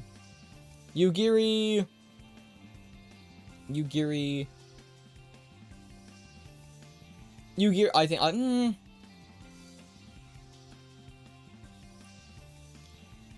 Yugiri unfortunately devolves into, oh my god, Lord Hien, I gotta do everything for Lord Hien. But when she debuted, she was actually a pretty decent character. And that was good, considering the fact that we actually didn't see her face for, like, the first time we meet her. We only know she came from, like, Doma or the Far East or whatever like that.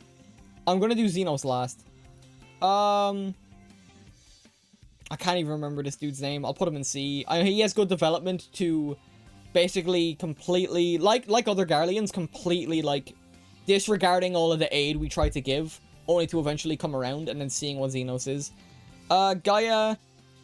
I am gonna rate Gaia, because from what I've seen, she's pretty good, although I can't put her up into A until I beat Eden. I can't put her up in A until I beat Eden. So, I'm gonna put her in B for now. And then Xenos. I don't know where to put him. He's a good antagonist, especially after Stormblood. He's a good antagonist, especially after Stormblood. I don't really like him that much. He's not S tier. He's not S tier for me. So, boom. Right. Is there anyone else I put in S tier? I'm trying to think. I don't know. I genuinely don't know. Because, like I said, like, she'd be an S tier if I didn't make a separate tier for her. I'm looking around. Because now that I'm after, like, skimming, I didn't put a lot of people into... God, those songs are, like, skipping quick. Yeah. No, I think I'm happy enough with my placements. Right, so that's ARR to Endwalker. That is my list. If you don't like it, feel free to lambast me in the comments or the chat, whichever you're watching this from. What else have we got? Right, we're after going like well farther. I'm not gonna go into as much depth as I planned. Where did I put Kryl? Just so I keep things consistent, because I did count Dawntrail into Kryl, even though she's on the Dawntrail tier list. I made her B, so I give her B. Bakul Jaja, A tier. He gets really good development. He is a bit of a bastard he's a mega bastard at the very start. Kafkiwa's good. N0VA's, I think. He's mainly exposition man, so B. Galul Jaja, gonna be real. He's kind of just a plot device in order to get killed. I keep saying the voice. God, the accent keeps coming out hard. I'm gonna do Wuklamat last, I'm not gonna lie. Sphene and Wuklamat are gonna be last. Because I'm going to count... You know what? No, I'm not gonna count 7.3 in this. Kona is interesting, B tier. Otis, A tier. Part of me wants to put him in S, not gonna lie. Zoralja, I'm gonna be real, Zoralja is not that great. He goes in C tier with his father. This is Wuklamat's biological father. Ketenram, D tier. God, they did nothing with him. This dude, D tier. This is the dude that is like all about like, oh, he had the constant joke of like, oh, I'm sorry, like apologizing for not being formal, and then like Wuklamat would say, hey, you don't need to do that, and then he'd be like, okay, that was his entire gimmick. Outside of that, more exposition. Kenran was literally done nothing with. We thought he died, but then he survives. Galul Ja is B tier at least, because he gets some development. He gets more development in the patches, but yeah. Endless Fiend. I think Endless Fiend was good because of how they developed her. Woklamat. Woklamat is the question. Woklamau, as people refer to them. Her, whatever. Like I said, I don't absolutely despise Woklamat, but I also see where her shortcomings lie. I think she's at least B tier though. Actually, you know what? Yeah. Yeah, you know what? Yeah. She goes with her brother and her two fathers. Her biological and adoptive father.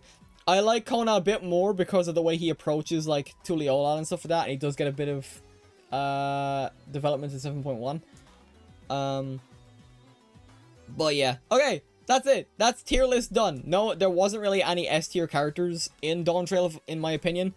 And any characters that showed up in Dawn Trail that were in this tier list, I would have accounted for them anyway. So yeah.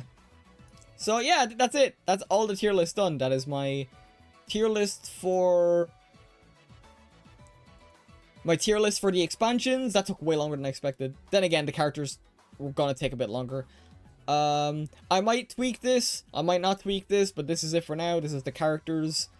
And then this is for Dawn Trail characters specifically as well. Don't know why, like, Kryl is here, but then, like, not Graha or any of the other characters. But that's why I kept the same rating for Kryl, so that way it wasn't too inconsistent. But that's it! Oh, wrong seed. We're back. But yeah, that was quick. I know I blitzed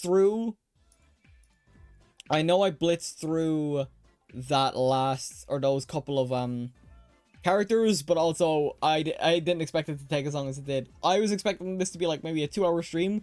Then again, 2.5 hours is normally what I aim for when it comes to like shorter streams. Either way, we're done. Whether you agree with me or not, let me know. If you're watching this from the VODs, let me know in the comments below. But that was fun. I think if nothing else, I'm glad to at least get my thoughts out there. I spent a lot of the time talking about the expansions, to be fair, so that's why we ended up blitzing through most of the characters. So there might be some things I change later down the line. We still have 7.4 and 7.5 and 0.55 to come out. That might change. That might change for my opinions on Dawn Trail a little bit, because it won't be fair to count that towards the next expansion when it's part of Dawn Trail, even if the story's done. But yeah. I'm gonna call it there. So, thank you for tuning in. I hope you all enjoyed. If you like what you see, make sure to leave a follow. It's completely free and all that. And if you're watching this from the VOD, please subscribe. It helps a lot. I got my social links below here if you're watching on Twitch. And yeah, we're gonna call it there. Very quick ending, but it was fun. I like doing this. I like doing the just chatting streams for the most part. But I also understand that maybe people don't want to come in because of spoilers and stuff like that as well. So at least this is here as a time capsule for whenever the next expansion comes out and people will see it and it's like, oh, and all that. So yeah. So with all that said and done, thank you for all for tuning in. I hope you all have a wonderful morning, afternoon, evening, and good night. This is your Cyber Hacker Nova signing off, and I will see you guys next time when we play some Yu-Gi-Oh! Master Duel. Peace out.